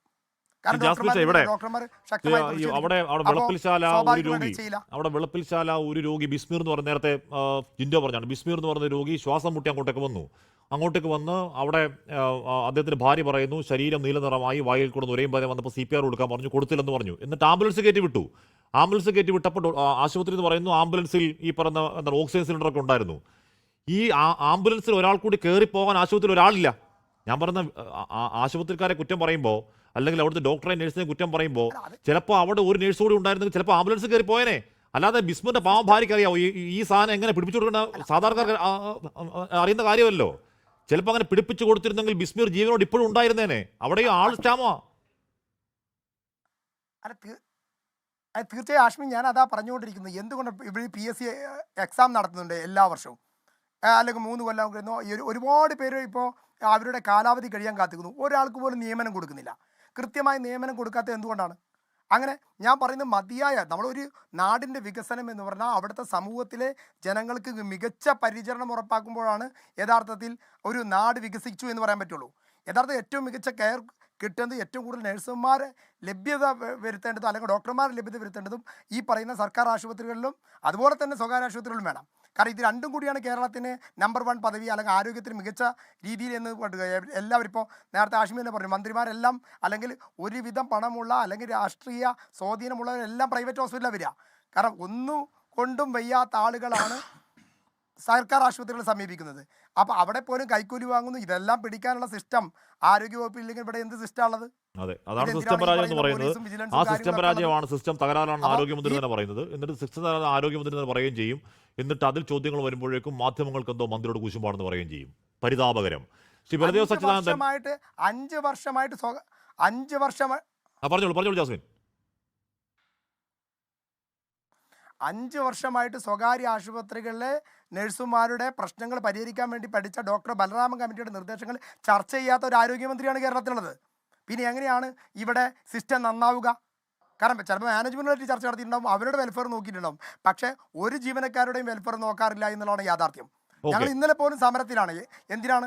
ഞങ്ങൾ 7 വർഷമായി ഞങ്ങൾക്ക് ശമ്പളമില്ല. 7 വർഷമായി ശമ്പള വർധനമില്ല. കൊറോണ വന്നപ്പോൾ, നിപ്പ വന്നപ്പോൾ മാലാഖ് വിളി മാത്രമല്ലാതെ മറ്റൊരു തരത്തിലുള്ള ആനുകൂല്യം കിട്ടാത്ത ഒരു സമൂഹം അവഗണിച്ചു വിടുന്നു. അതുകൊണ്ടാണ് ഈ നഴ്സുമാർക്കെതിരെ, കാരണം നഴ്സുമാർക്കെതിരെ ആക്ഷൻ എടുത്താൽ പ്രതികരണം രൂക്ഷമാകില്ല എന്നുള്ള ഒരു തിരിച്ചറിവെടുക്കണം. ഇപ്പോൾ ഡോക്ടർമാരൊക്കെ ആണെങ്കിൽ സമ്പൂർണ്ണമായി പണിമുടക്കിക്കൊണ്ട് കംപ്ലീറ്റ് ആയിട്ട് ഫ്രോസൺ ചെയ്യപ്പെടും ആശുപത്രി. പക്ഷേ ഞങ്ങൾ അങ്ങനെ ഫ്രോസൺ ചെയ്താൽ ഇവിടെ വരാൻ പോകുന്ന വലിയ ആരോഗ്യ ദുരന്തമായിരിക്കും എന്നുള്ളതുകൊണ്ടാണ് പലപ്പോഴും ഞങ്ങൾ സമരം നടത്തുമ്പോൾ 1/3 ആളുകളേക്ക് കൊടുക്കുന്നത്. കാരണം സമ്പൂർണ്ണമായിട്ട് ആളുകളെ ഉപേക്ഷിച്ച് പോകാൻ മടിയായിട്ട്. സ്വാഭാവികമായിട്ടും ഒരു സഹായം ചെയ്യില്ല, ഡോക്ടർമാരുടെ ശമ്പളം കൊടുക്കില്ല, ഡോക്ടർമാരെ അധികം നിയമിക്കില്ല. അത് ചോദിച്ചാൽ മാധ്യമങ്ങളുടെ നെഞ്ചത്തോട് കയറി ഞാൻ എത്താം. ശ്രീ ബലദേവ് സച്ചിദാനന്ദൻ, ഇവിടെ ആരോഗ്യ ചികിത്സാ പിഴവിന്റെ ഇര കൂടിയാണ് ഡോക്ടർ ജിൻഡോ. അദ്ദേഹം നേർക്കുന്ന അദ്ദേഹത്തിന്റെ സാക്ഷ്യം പറയുകയായിരുന്നു. ഡോക്ടർമാരുടെ കുറവ് പറയാൻ Shri doctor N M Arun, നഴ്സുമാരുടെ കുറവ് പറയുകയാണ് ശ്രീ ജാസ്മിൻ ഷാ. അക്ഷരാർത്ഥത്തിൽ 100% ശരിയായ കണക്കാണ് ഇവരൊക്കെ പറയുന്നത്. എന്നിട്ട് മന്ത്രി കള്ളം പറയും. എന്താ കള്ളം പറയുന്നത്? കേരളത്തിൽ പ്രോട്ടോകോൾ പാലിച്ച് എല്ലാ ഓപ്പറേഷൻ നടക്കാറുള്ളൂ. പ്രോട്ടോകോൾ പാലിക്കാതെ എങ്ങനെയാണ് ഓപ്പറേഷൻ നടത്താൻ കഴിയുക എന്നാണ് മന്ത്രി ചോദിക്കുന്നത്. സാറേ, ആളില്ലാതെ എങ്ങനെ പ്രോട്ടോകോൾ പാലിക്കുക? അതിനാണ് സിസ്റ്റം പരാജയം എന്ന് പറയുന്നത്. അത് ചൂണ്ടിക്കാണിക്കുമ്പോഴേക്കും സ്വകാര്യ കുത്തകളെ സംരക്ഷിക്കാൻ എന്ന് പറഞ്ഞുകൊണ്ടിരിക്കുക. ശ്രീ ബലദേവ് സച്ചിദാനന്ദൻ ഈ പറയുന്ന എന്താണ് ചെകുത്താൻ എന്ന് പറയുന്നത് പോലെ, അല്ലെങ്കിൽ ഈ ദംഷ്ടകൾ നീട്ടിയ ഒരു കിരാത രൂപം എന്ന് പറഞ്ഞാൽ കുത്തകളെ പറഞ്ഞ് എത്ര നാൾ പിടിച്ചു നിൽക്കും? ഡോക്ടർമാരുടെയും നഴ്സുമാരുടെയും എണ്ണത്തിന് ക്ഷാമമുണ്ടെന്നുള്ള കാര്യത്തിൽ തർക്കമൊന്നുമില്ല. കാര്യം കേരളത്തിലെ ആരോഗ്യ വ്യവസ്ഥയിൽ പല ഹോസ്പിറ്റലുകളിലും അതിന് വേണ്ടുന്ന സൗകര്യങ്ങൾ പലയിടത്തും കുറവാണ്. നമ്മൾ നേരിട്ട് തന്നെ ബോധ്യപ്പെട്ടിട്ടുള്ളതാണ്. രോഗികൾക്ക് നല്ലതുപോലെ കിടക്കുന്നതിന് സൗകര്യമില്ല. അവർക്ക് പ്രോപ്പറായിട്ട് പല ഗവൺമെൻറ് ആശുപത്രികളിലും ആഹാരം കൊടുക്കണമെന്നാണ്, അത് നടക്കുന്നില്ല. അതുപോലെ തന്നെ പരിപൂർണമായിട്ട് പ്രോട്ടോക്കോൾ അനുസരിച്ച് ഡോക്ടർമാരില്ല, അതിന് ആനുപാതികമായിട്ടുള്ള സിസ്റ്റർമാരില്ല, പലർക്കും ഡ്യൂട്ടി കൂടുതലാണ്. അതൊക്കെ ഞങ്ങൾ അംഗീകരിക്കുന്നു. കാരണം ഇതിൻ്റെയൊക്കെ ഒരു പ്രധാന കാരണം ഈ പറയുന്ന വേക്കൻസികളൊക്കെ നികത്തണമെന്നുണ്ടെങ്കിൽ ഉന്നതമായ സാമ്പത്തിക ബാധ്യത സംസ്ഥാനത്തിനുണ്ടാകും. ആ സാമ്പത്തിക ബാധ്യതയാണ് ഒരു പ്രധാന കാരണം. കാര്യം ഈ ഹെൽത്ത് ഡിപ്പാർട്ട്മെൻറ്റിൽ നിന്ന് ഗവൺമെൻറ് നടത്തുന്ന ഒരു സേവനമാണ്. ഇതിൽ നിന്ന് ഗവൺമെൻറ് തിരിച്ചു വരുമാനമൊന്നും ഉള്ളതല്ല. അപ്പോൾ ഗവൺമെൻറ് ജനങ്ങൾക്ക് വേണ്ടിയുള്ള ഒരു സേവനമാണ്. നമ്മുടെയൊക്കെ നികുതിപ്പണം ഉപയോഗിച്ച് കോടാനുകോടി രൂപ ഉപയോഗിച്ചുകൊണ്ടാണ് ചെയ്യുന്നത്. പക്ഷേ ഇതിൻ്റെ ഒരു മറുവശം കൂടിയുണ്ട് കാശ്മീർ. ഇവിടെ ഞാനൊരു യാഥാർത്ഥ്യം ഉൾക്കൊണ്ട് തന്നെ പറഞ്ഞു. എൻ്റെ 2 മക്കളും ഡോക്ടർമാരാണ്. എൻ്റെ വൈഫിൻ്റെ ചേച്ചി കേരളത്തിലെ ഒരു മെഡിക്കൽ കോളേജിലെ പ്രിൻസിപ്പാളുമാണ്. പക്ഷേ എൻ്റെ ഇത്രയും നാളത്തെ അനുഭവം വെച്ച് സമൂഹത്തോട് ഒരു ബാധ്യത അല്ലെങ്കിൽ സാമൂഹ്യ പ്രതിബദ്ധത ഇല്ലാത്ത കേരളത്തിലെ ഉദ്യോഗസ്ഥന്മാരിൽ 1ാം സ്ഥാനത്ത് നിൽക്കുന്ന ഡോക്ടർമാരാണ്. നേരിട്ടുള്ള അനുഭവങ്ങളുണ്ടാണ്. ഇവിടെ നേരത്തെ ഷിൻഡോ പറഞ്ഞതുപോലെ പലപ്പോഴും അവർ പല രീതിയിലും വിമുഖത കാണിക്കുന്നു, അല്ലെങ്കിൽ നല്ലൊരു ശതമാനം പേര് കൈക്കൂലി കിട്ടിയില്ലെങ്കിൽ രോഗിയെ തിരിഞ്ഞു നോക്കില്ല. ഇവിടെ തന്നെ ഇപ്പോഴവർ സ്വീകരിച്ചിരിക്കുന്ന നിലപാടെന്താ? നെടുമങ്ങാടിൽ ഒരു കുഞ്ഞ് മരിച്ചു, കൃത്യമായ റിപ്പോർട്ടുണ്ട്. ആ ഡോക്ടറുടെ കയ്യിൽ, ബിന്ദു സുന്ദറിൻ്റെ കയ്യിൽ ഇതിനു മുമ്പും പലപ്പോഴും വീഴ്ചകൾ പറ്റിയിട്ടുണ്ട്. ആ ഡോക്ടറെ സസ്പെൻഡ് ചെയ്തു. അപ്പോൾ എന്താ ഒരു പ്രതിബദ്ധത ഈ സമൂഹത്തോടുണ്ടെങ്കിൽ യഥാർത്ഥ കാരണക്കാരെ ഡോക്ടർമാർ തന്നെ കണ്ടുപിടിച്ച് ബലദേവ് സച്ചിദാനന്ദൻ, ഈ ഡോക്ടർമാർ എന്ന് പറയുന്നത് ആരോഗ്യമന്ത്രി പറയുന്ന ഈ തകർന്ന സംവിധാനത്തിന്റെ ഭാഗമായി നിൽക്കുന്ന മനുഷ്യന്മാരാണല്ലോ. അവർ ഈ പറയുന്ന കുറ്റാരോപിതയായ അല്ലെങ്കിൽ കുറ്റക്കാരിയായ ഡോക്ടർക്ക് വേണ്ടി തെരുവിൽ കേരളത്തെ ബന്ദിയാക്കി സമരത്തിനിറങ്ങിയാൽ മര്യാദയ്ക്ക് പണിക്ക് കയറണം എന്ന് പറയാൻ ഇച്ഛാശക്തിയുള്ള, ഈ പറയുന്ന പറയാൻ കഴിവുള്ള ഒരു മന്ത്രി തലപ്പത്തുണ്ടെങ്കിൽ അവരത് പറയില്ല. ബലദേവ് സച്ചിദാനന്ദൻ, അത് ഞാൻ തുടക്കത്തിലേ പറഞ്ഞല്ലോ, ആരോഗ്യവകുപ്പിനകത്ത് ഹെൽത്ത് ഡിപ്പാർട്ട്മെൻറ്റിൻ്റെ തലപ്പത്ത് ചില വീഴ്ചകളുണ്ട്. അതാണ് ഇപ്പോൾ ആരോഗ്യവകുപ്പ് ഇത്രയും കുത്തഴിഞ്ഞ് കിടക്കുന്നതിന് തർക്കമൊന്നുമില്ല.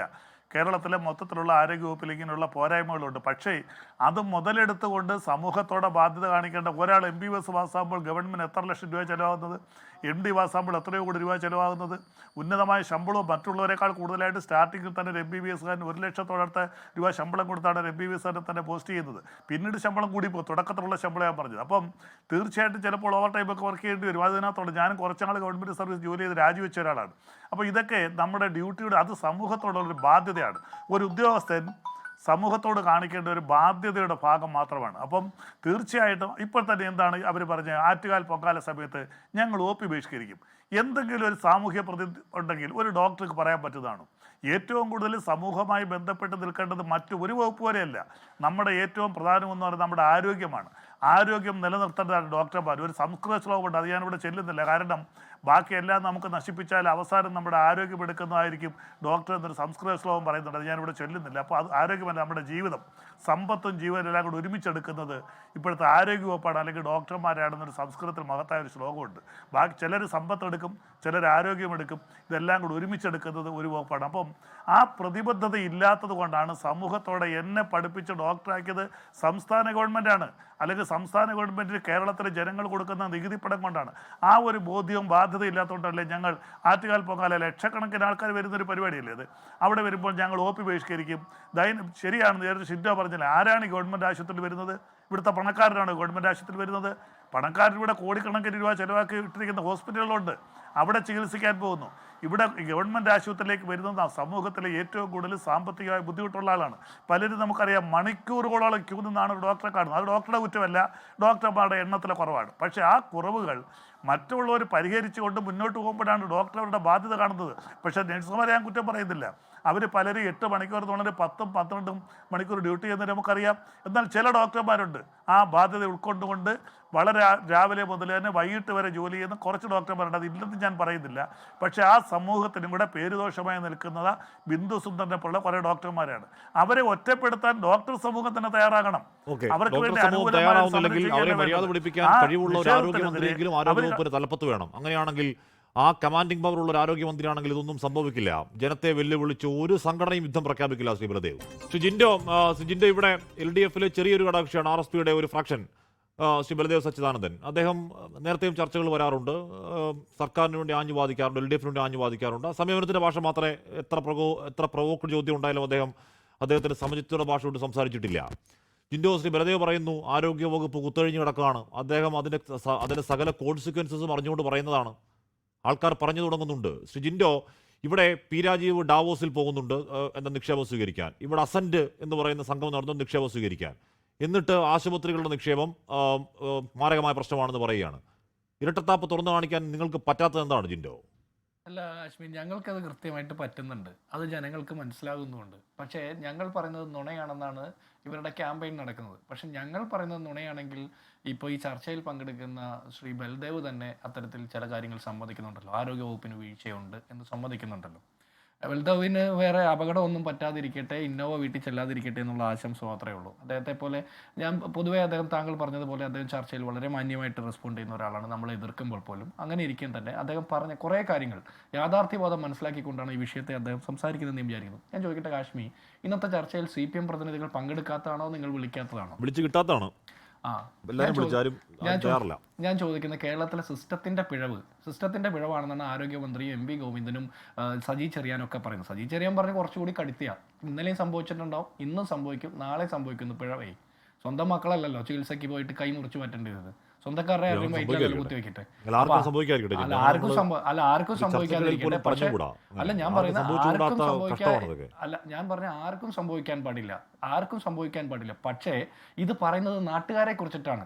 ഇന്നും സംഭവിക്കും, നാളെയും സംഭവിക്കാമെന്ന് കേരളത്തിലെ സാംസ്കാരിക വകുപ്പ് മന്ത്രിയാണ്. ചികിത്സയ്ക്ക് പോകുന്ന ആളുകൾക്ക് പിഴവ് സംഭവിക്കാമെന്ന് വെറുതെ അങ്ങ് പറയുകയാണ്, നമ്മുടെ നികുതി പണം പറ്റി മന്ത്രിമാരായിട്ടിരുന്നിട്ട്. ഞാൻ ചോദിക്കുന്നത്, സിസ്റ്റത്തിന്റെ പിഴവാണെങ്കിൽ CPM-മാർ എന്തിനും ഒളിവിൽ പോകുന്ന ചർച്ചയിൽ പങ്കെടുക്കാതെ? സിസ്റ്റത്തിന്റെ പിഴവാണ്, ഇവർക്കൊരു ബന്ധമില്ല, മന്ത്രിക്കൊരു ബന്ധമില്ല, ഈ സർക്കാരിനൊരു ബന്ധമില്ല, സിസ്റ്റം എന്ന് പറഞ്ഞ മറ്റെന്തോ അന്യഗ്രഹ ജീവിയുടെ പിഴവാണെങ്കിൽ CPM-മാർ ചർച്ചയ്ക്ക് വന്ന് മറുപടി പറയണ്ടേ? അവർ വരുന്നില്ലല്ലോ. അവരല്ലേ എല്ലാം ശരിയാക്കാമെന്ന് പറഞ്ഞ് ജനങ്ങളുടെ വോട്ട് വാങ്ങി അധികാരത്തിൽ വന്നത്. ഇനി അടുത്ത കാര്യം, എനിക്ക് ഇവിടെ പങ്കെടുക്കുന്ന ഈ ഡോക്ടർ അരുണോട് ഒരു കാര്യം ചോദിക്കേണ്ടത്, നിങ്ങൾ KGM-CTA സമരം ചെയ്യുന്നതിന്, നിങ്ങളുടെ ന്യായമായ അവകാശങ്ങൾ ചോദിക്കുന്നതിന്, നിങ്ങളുടെ ശമ്പള കുടിശ്ശികയ്ക്ക് വേണ്ടി സമരം ചെയ്യുന്നതിന്, നിങ്ങൾ സ്റ്റാഫ് സ്ട്രെങ്ത് കൂട്ടുന്നതിന് വേണ്ടി സമരം ചെയ്യുന്നതിന് ഒക്കെത്തിനും പിന്തുണയുണ്ട്. പക്ഷെ ഒരു കാര്യം ചോദിക്കട്ടെ, ഫ്ലോർ നേഴ്സ് ഇല്ല, നഴ്സുമാരുടെ എണ്ണം കുറവുണ്ട്, സ്ട്രെങ്ത് കുറവുണ്ട്, നിങ്ങളുടെ ആനുകൂല്യങ്ങൾ കിട്ടുന്നില്ല, അതിൻ്റെ പേരിൽ കത്രിക വയറ്റി വെച്ച് തുന്നിക്കെട്ടി വിടാമോ? എന്നിട്ട് അതിനെ ന്യായീകരിക്കാമോ? 20 അല്ല 50 കൊല്ലം ഇരുന്നാലും കുഴപ്പമില്ല എന്ന് ന്യായീകരിക്കാമോ? ഈ പിഴവ് സംഭവിക്കുമ്പോൾ, ആളുകൾ മരിക്കുമ്പോൾ സഹാനുഭൂതിയോടെ, സ്നേഹത്തോടെ, അനുകമ്പയോടെ ഒരു മറുപടി പറയാൻ പറ്റാതെ ഇത്തരം കുറ്റക്കാരെ സംരക്ഷിക്കുന്ന നിലപാട് എടുത്തുകൂടാ. കേരളത്തിൽ എപ്പോഴെങ്കിലും ഈ ഡോക്ടർമാരുടെ പിഴവ് കൊണ്ട് അല്ലെങ്കിൽ ആശുപത്രിയുടെ പിഴവ് കൊണ്ട് ഒരാൾക്ക് മരണം സംഭവിച്ചാൽ, ചികിത്സാ പിഴവ് കൊണ്ട് എന്തെങ്കിലും നഷ്ടം സംഭവിച്ചാൽ എപ്പോഴെങ്കിലും നിങ്ങൾ ഏറ്റു പറഞ്ഞിട്ടുണ്ടോ? എപ്പോഴെങ്കിലും ഏതെങ്കിലും ഒരു സംഭവത്തിൽ കുറ്റം സംഭവിച്ചു പോയി എന്ന് നിങ്ങൾ ഏറ്റുപറഞ്ഞ നടപടി സ്വീകരിച്ചിട്ടുണ്ടോ? ഇല്ലല്ലോ. ഇപ്പോൾ ഫ്ലോർ നേഴ്സ് ഇല്ലാത്തത് കൊണ്ടാണ് കത്രിക വയറ്റി വെച്ച് കിട്ടിയെന്ന് പറയുന്നത് ന്യായമല്ല. അല്ല ശ്രീ ജിൻഡോ, ഇവിടെ ആ കത്രികയുടെ നക്ഷത്രം പോലുള്ള ഈ പറയുന്ന എക്സ്റേ പുറത്തു വന്നുകൊണ്ടാണ് സമ്മതിച്ചേ. ഇല്ലെന്നുണ്ടെങ്കിൽ അതും ന്യായം പറഞ്ഞേനെ. വേണു മരിച്ചപ്പോഴത്തേക്ക് ന്യായം പറഞ്ഞു, കുഞ്ഞിന്റെ കൈ മുറിച്ചപ്പോഴത്തേക്ക് എന്തോ ഈ പറയുന്ന ഡോക്ടർമാരിലൂടെ വട്ടം കൂടി വാർത്താ സമ്മേളനത്തിൽ ഏതോ ഉഗാണ്ടയിലെ ഗവേഷണ പ്രബന്ധ പേപ്പർക്ക് എടുത്ത് സംഭവിക്കുന്നതാണെന്ന് പറഞ്ഞു. അന്വേഷണപ്പെട്ടത് പിഴവാ. അല്ല ഞാൻ അങ്ങനെ അങ്ങനെ ഡോക്ടർമാർക്ക് വേണ്ടി നടന്ന അന്വേഷണത്തിൽ അവരെ കാത്തു സൂക്ഷിക്കാനുള്ള സകല പരിപാടി അവരുടെ കയ്യിലുണ്ട്. ജിൻഡോ, ഞാൻ പറയുന്ന ഹാഷ്മി, നമ്മളെല്ലാവരും ഓഡിറ്റ് ചെയ്യപ്പെടുന്നുണ്ട്. മാധ്യമ പ്രവർത്തകരും രാഷ്ട്രീയ പ്രവർത്തകരും ഗവൺമെന്റ് ഒഫീഷ്യലും മന്ത്രിമാരും എല്ലാവരും, എല്ലാ സർക്കാർ ഉദ്യോഗസ്ഥരും ഓഡിറ്റ് ചെയ്യപ്പെടുന്നത്. ഒരിക്കൽ പോലും ഈ ആശുപത്രിയിലെ ഡോക്ടർമാർക്ക് ഒരു പിഴവ് സംഭവിച്ചിട്ട് അവർ ഏറ്റെടുക്കില്ല, അവർ അതിൻ്റെ കുറ്റക്കാർക്കെതിരെ നടപടിയെടുക്കാനായിട്ട് അവർ പറയില്ല. നിങ്ങളാണ് ആദ്യം പറയേണ്ടത്. സാർ, നിങ്ങൾ ഒരുപാട് കഷ്ടപ്പെടുന്നുണ്ട്, നിങ്ങൾ ഒരുപാട് പ്രയാസപ്പെട്ടാണ് ജോലി ചെയ്യുന്നത്, നിങ്ങൾക്ക് സാലറി നിങ്ങളുടെ അതിൻ്റെ ഹൈക്ക് കുറയുന്നുണ്ട്, അത് കിട്ടുന്നില്ല, ആനുകൂല്യങ്ങൾ നിഷേധിക്കപ്പെടുന്നു, സമരം ചെയ്യേണ്ട ഗതികേടുണ്ട്, ഇതൊക്കെ ഉണ്ട്. അപ്പോൾ നിങ്ങൾ നിങ്ങളുടെ കൂട്ടത്തിലുള്ള കുറ്റക്കാർക്കെതിരെ നിങ്ങൾ ആദ്യം വിരൽ ചൂണ്ടണം. അപ്പോഴല്ലേ നിങ്ങളെ കുറെ കൂടി ജനങ്ങൾ വിശ്വാസത്തിലെടുക്കുക. അതിനൊരു മര്യാദ വേണ്ടേ? ഇത്തരം കാര്യങ്ങൾ സംഭവിക്കുമ്പോൾ, മനുഷ്യർ മരണപ്പെടുമ്പോൾ, വയറ്റിൽ കത്രിക തുന്നിക്കെട്ടി വെക്കുമ്പോൾ നിങ്ങൾ അപ്പോഴാണ് നിങ്ങൾ ഈ അവകാശ പ്രഖ്യാപന സമരം നടത്തുന്നത് അല്ലേ? നിങ്ങൾ അല്ലാത്ത സമയത്ത് നിങ്ങൾ പറയുന്നുണ്ടോ? അല്ലാത്ത സമയത്ത് പറയാൻ നിങ്ങൾ മടിക്കുക. ഏതെങ്കിലും ഒരു കേസിൽ ഒരു കുറ്റക്കാരനെതിരെ സമൂഹം വിരൽ ചൂണ്ടുന്ന സമയത്ത് അപ്പോൾ നിങ്ങളുടെ അവകാശത്തെ ഹാരിസ് സർക്കിൾ എന്ന് പറയുന്ന ഡോക്ടർ ബിന്ദു സുന്ദറിന് നേരെ ഓപ്പോസിറ്റ് ഡോക്ടറുണ്ട്. പാവം പിടിച്ചവനാണ്, ഈ ഒരു ബൈക്കിൽ വന്നു പോകുന്ന മനുഷ്യനാണ്. ഒരാളുടെ ശസ്ത്രക്രിയ വൈകിയപ്പോൾ സ്വന്തം മകൻ എന്ന മട്ടിൽ അദ്ദേഹത്തിന് ചങ്ക് പുടഞ്ഞ മനുഷ്യനാണ്, കണ്ണു നിറഞ്ഞ മനുഷ്യനാണ്, പുറത്തുനിന്ന് പറഞ്ഞ മനുഷ്യനാണ്. കള്ളനാക്കാൻ നീക്കം നടന്നില്ലേ? ഇതേ ആരോഗ്യമന്ത്രി വന്ന് ഇയാളെ കള്ളനാക്കാൻ നീക്കം നടന്നില്ലേ? എത്ര മെമ്മ കൊടുക്കാൻ നീക്കം നടന്നു? എങ്ങനെ പറയും, പുറത്തു പറയും? അല്ല ഹാഷ്മി, അന്ന് ഹാരിസ് ചെറുക്കലിനെ കള്ളനാക്കാൻ വേണ്ടി ശ്രമം നടത്തിയതിൽ കൂട്ടത്തിൽ ഈ സർക്കാർ ആശുപത്രിയിലെ ഡോക്ടർമാരും അവരുടെ സംവിധാനം ഉണ്ടായിരുന്നില്ലേ? സർക്കാർ ആശുപത്രി സംവിധാനങ്ങൾ ഉണ്ടായിരുന്നില്ലേ? കോട്ടയം മെഡിക്കൽ കോളേജിന്റെ 3 നില കെട്ടിട ഇടിഞ്ഞു വീണ് ബിന്ദു മരിച്ചപ്പോൾ സർക്കാരിന് അനുകൂലമായിട്ട് വാർത്ത സൃഷ്ടിക്കാൻ വേണ്ടിയിട്ട് ഡോക്ടർമാർ ശ്രമിച്ചില്ലേ? അപ്പോൾ നിങ്ങളിൽ തന്നെ 2-3 വിഭാഗം ഉണ്ടല്ലോ. അപ്പോൾ കുറ്റക്കാർക്കെതിരെ ശക്തമായി സംസാരിച്ചുകൊണ്ട് വേണം നിങ്ങളുടെ അവകാശത്തെക്കുറിച്ച് പറയാനായിട്ട്. കേരളത്തിലെ സാധാരണക്കാർക്ക് സംരക്ഷിക്കാൻ ഏതെങ്കിലും ഒരു സംഘടനയുണ്ടോ? ചികിത്സയ്ക്ക് പോകുന്ന രോഗികൾക്ക് വേണ്ടി വാദിക്കാൻ സംഘടനയുണ്ടോ? ഞങ്ങൾ രാഷ്ട്രീയ പ്രവർത്തകരും പൊതുപ്രവർത്തകരല്ലേ, രാഷ്ട്രീയ പാർട്ടികൾ ഏതും ആവട്ടെ, ഞങ്ങൾ സമരം ചെയ്യുന്നതിന് നിങ്ങൾ പറയുന്നു നിങ്ങളുടെ ഡോക്ടർമാരുടെ സുരക്ഷ എന്ന്. ഡോക്ടർമാരുടെ സുരക്ഷയ്ക്ക് വേണ്ടി നിയമമുണ്ട്, ഡോക്ടർമാരുടെ സുരക്ഷയ്ക്ക് വേണ്ടി എല്ലാ സംവിധാനങ്ങളും ഉണ്ട്.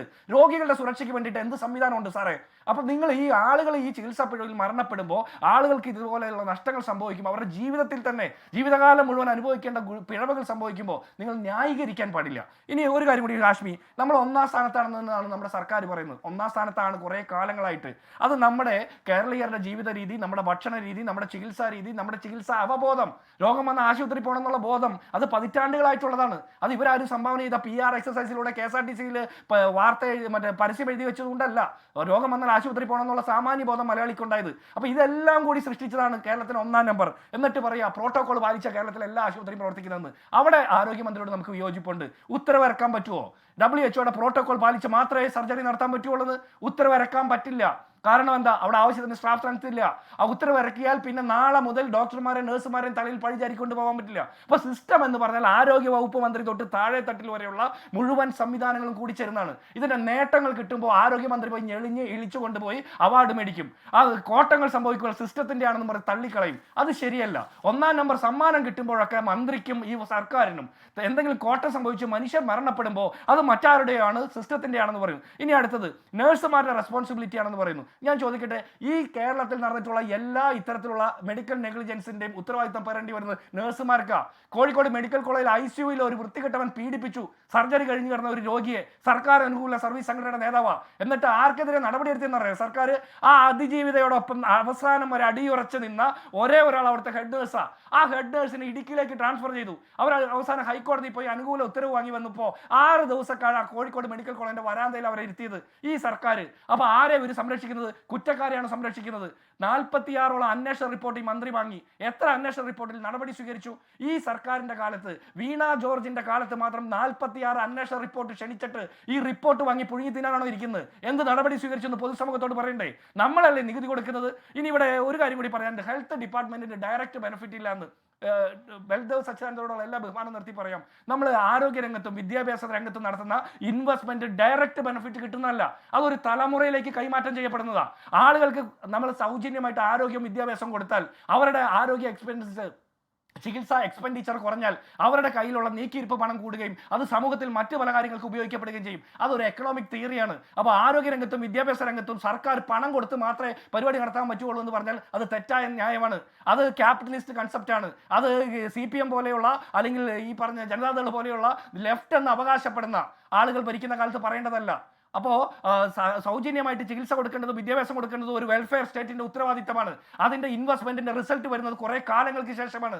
അങ്ങനെ വരുന്നതിന്റെ നേട്ടം പേറിക്കൊണ്ട് 2016 അധികാരത്തിൽ വന്നവരുടെ നേതൃത്വത്തിലാണ് 1ാം സ്ഥാനത്ത് എത്തിയെന്ന് പറയുന്നത്. അങ്ങനെയല്ല. പതിറ്റാണ്ടുകളായിട്ട് കേരളത്തിൽ ആരോഗ്യ വിദ്യാഭ്യാസ രംഗത്ത് നടത്തിയ ഇൻവെസ്റ്റ്മെന്റിന്റെ നേട്ടമാണ് നമ്മൾ എപ്പോഴെങ്കിലും അവകാശപ്പെട്ടിട്ടുള്ളത്. അത് ഇപ്പോൾ കുറയുന്നു എന്നുള്ളതാണ് ഏറ്റവും വലിയ പ്രയാസം. അതുകൊണ്ടാണ് ആവശ്യത്തിന് രോഗികളെ, ആവശ്യത്തിന് നഴ്സുമാരെ, ഡോക്ടർമാരെ ഡിപ്ലോയ് ചെയ്യാൻ പറ്റാത്തത്.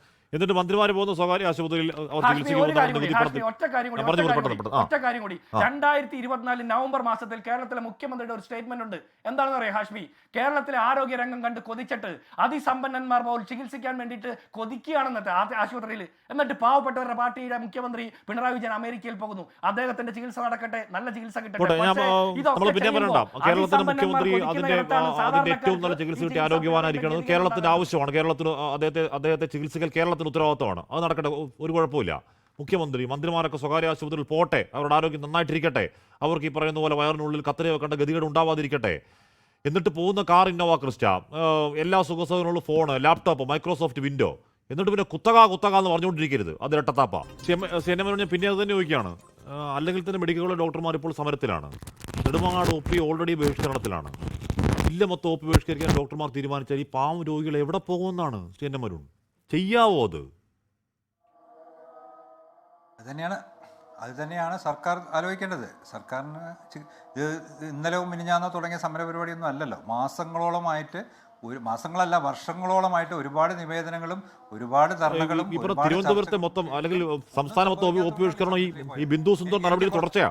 എനിക്ക് കുറച്ചുകൂടി സമയം തരണം. എനിക്ക് കുറച്ച് ഉത്തരങ്ങൾ പറയാനുണ്ട്. കുറച്ചുകൂടി ഉത്തരങ്ങൾ പറയാനുണ്ട്. ഇപ്പോൾ ആശുപത്രിയിൽ സംഭവിക്കുന്ന അവിചാരിതമായിട്ട് സംഭവങ്ങൾ രോഗികൾക്ക് 3ആയിട്ട് തരംതിരിക്കാം. ഒന്ന്, പിഴവ്. നമ്മൾ ആർട്ടറി ഫോസപ്സ് ഉള്ളിൽ വെക്കുന്ന പിഴവാണ്. അത് പിഴവല്ല എന്ന് ഒരു സംഘടനയും പറഞ്ഞിട്ടില്ല. അതൊരു ലേഡി ഡോക്ടർ, ഒരു ഗൈനക്കോളജിസ്റ്റ് മാത്രം പറഞ്ഞു എന്നല്ലാതെ ഒരു സംഘടനയും അത് പിഴവല്ല എന്ന് പറഞ്ഞിട്ടില്ല. 2, ഈ ഒരു ഇറർ ഓഫ് ജഡ്ജ്മെൻറ്റ്. ഇന്ന് തുടക്കത്തിൽ തന്നെ വന്ന കയ്യിൻ്റെ പ്രശ്നം ഉണ്ടായിട്ടുള്ള ആൾക്ക് ഒരു സർജറി വേണോ അതോ കാസ്റ്റ് മാത്രം വേണോ എന്നുള്ളതിൽ 2 അഭിപ്രായം ചില ഡോക്ടർമാർക്ക് ഉണ്ടാവും. 2ഉം ചെയ്യാറുണ്ട്. അപ്പോൾ ഒരു എറർ ഓഫ് ജഡ്ജ്മെൻറ്റ്, അത് സർജറിക്ക് പകരം കാസ്റ്റ് വെച്ചു, അത് തെറ്റി. ഓക്കെ, അത് ഒരിക്കലും പിഴവല്ല. എറർ ഓഫ് ജഡ്ജ്മെന്റ് എപ്പോഴും സംഭവിക്കും. ഒരു തീരുമാനം എടുക്കുമ്പോൾ ചിലപ്പോൾ ഒരു 60% കറക്റ്റ് ആയിരിക്കാം, ചിലപ്പോൾ ശരിയാവില്ല. ആരോഗ്യരംഗം മാതിരിയല്ല. ഇനി മൂന്നാമത് ആക്സെപ്റ്റഡ് കോംപ്ലിക്കേഷൻസ് പറയും.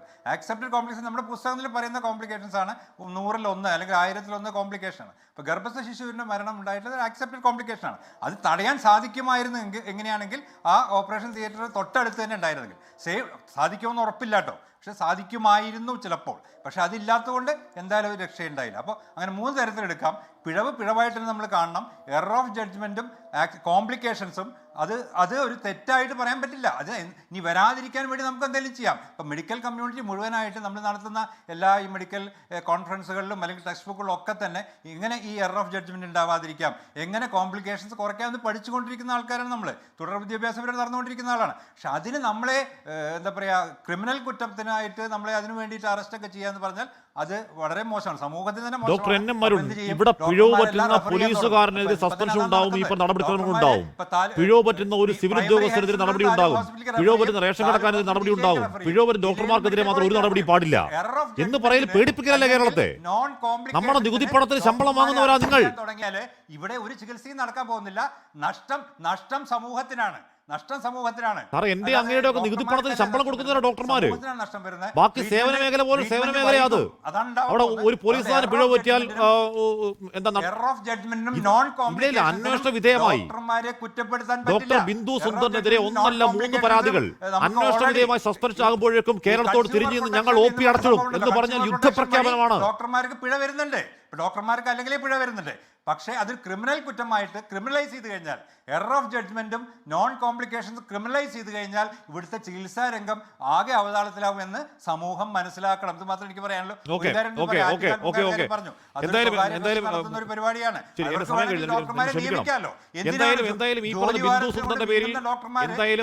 അവിടേക്ക് പോകേണ്ട ആവശ്യം. ഡോക്ടർമാർക്ക് ശമ്പളം കൊടുക്കണമെന്ന കാര്യത്തിൽ തർക്കമില്ല. ഡോക്ടർമാരുടെ കുറവ് നികത്തണം എന്നാൽ തർക്കമില്ല. നഴ്സുമാരുടെ കുറവ് എന്നാൽ തർക്കമില്ല. അതാണ് ഈ ആരോഗ്യവകുപ്പ് സിസ്റ്റം പരാജയം എന്ന് പറയുന്നത്. അതിലൊന്നും ഒരു തർക്കമില്ല ആ സമരത്തിൽ ഡോക്ടർമാർക്കൊപ്പം. പക്ഷേ കുറ്റാരോപിതയായ ഒരു ഡോക്ടർക്ക് വേണ്ടി ഈ പറയുന്ന എന്താണ് ആറ്റുകാൽ പൊങ്കാല ബഹിഷ്കരിക്കും, OP ബഹിഷ്കരിക്കും എന്ന് പറയുന്നത് സർക്കാരിന്റെ നെറ്റിക്ക് മേൽ തോക്ക് ചൂണ്ടുന്ന പണിയാണ്. അതിനെ നേരിടാൻ ആരോഗ്യമന്ത്രിക്ക് കഴിവില്ലാതെ പോകുന്നത് ആരോഗ്യ കേരളത്തിന്റെ ഗതികേട്. എൻകൗണ്ടർ പൂർണ്ണമാകുന്നു. ചർച്ചയിൽ പങ്കെടുത്ത എല്ലാവർക്കും നന്ദി. പ്രിയ പ്രേക്ഷകർക്ക് ശുഭരാത്രി. ലോകത്തെവിടെയായാലും ഏത് സമയത്തും 24 വാർത്തകളും ഓഗ്മെന്റഡ് റിയാലിറ്റി പാക്കേജുകളും എക്സ്പ്ലെയിനറുകളും വിശദമായി കാണാൻ ഞങ്ങളുടെ യൂട്യൂബ് ചാനൽ നിങ്ങൾക്ക് സബ്സ്ക്രൈബ് ചെയ്യാം.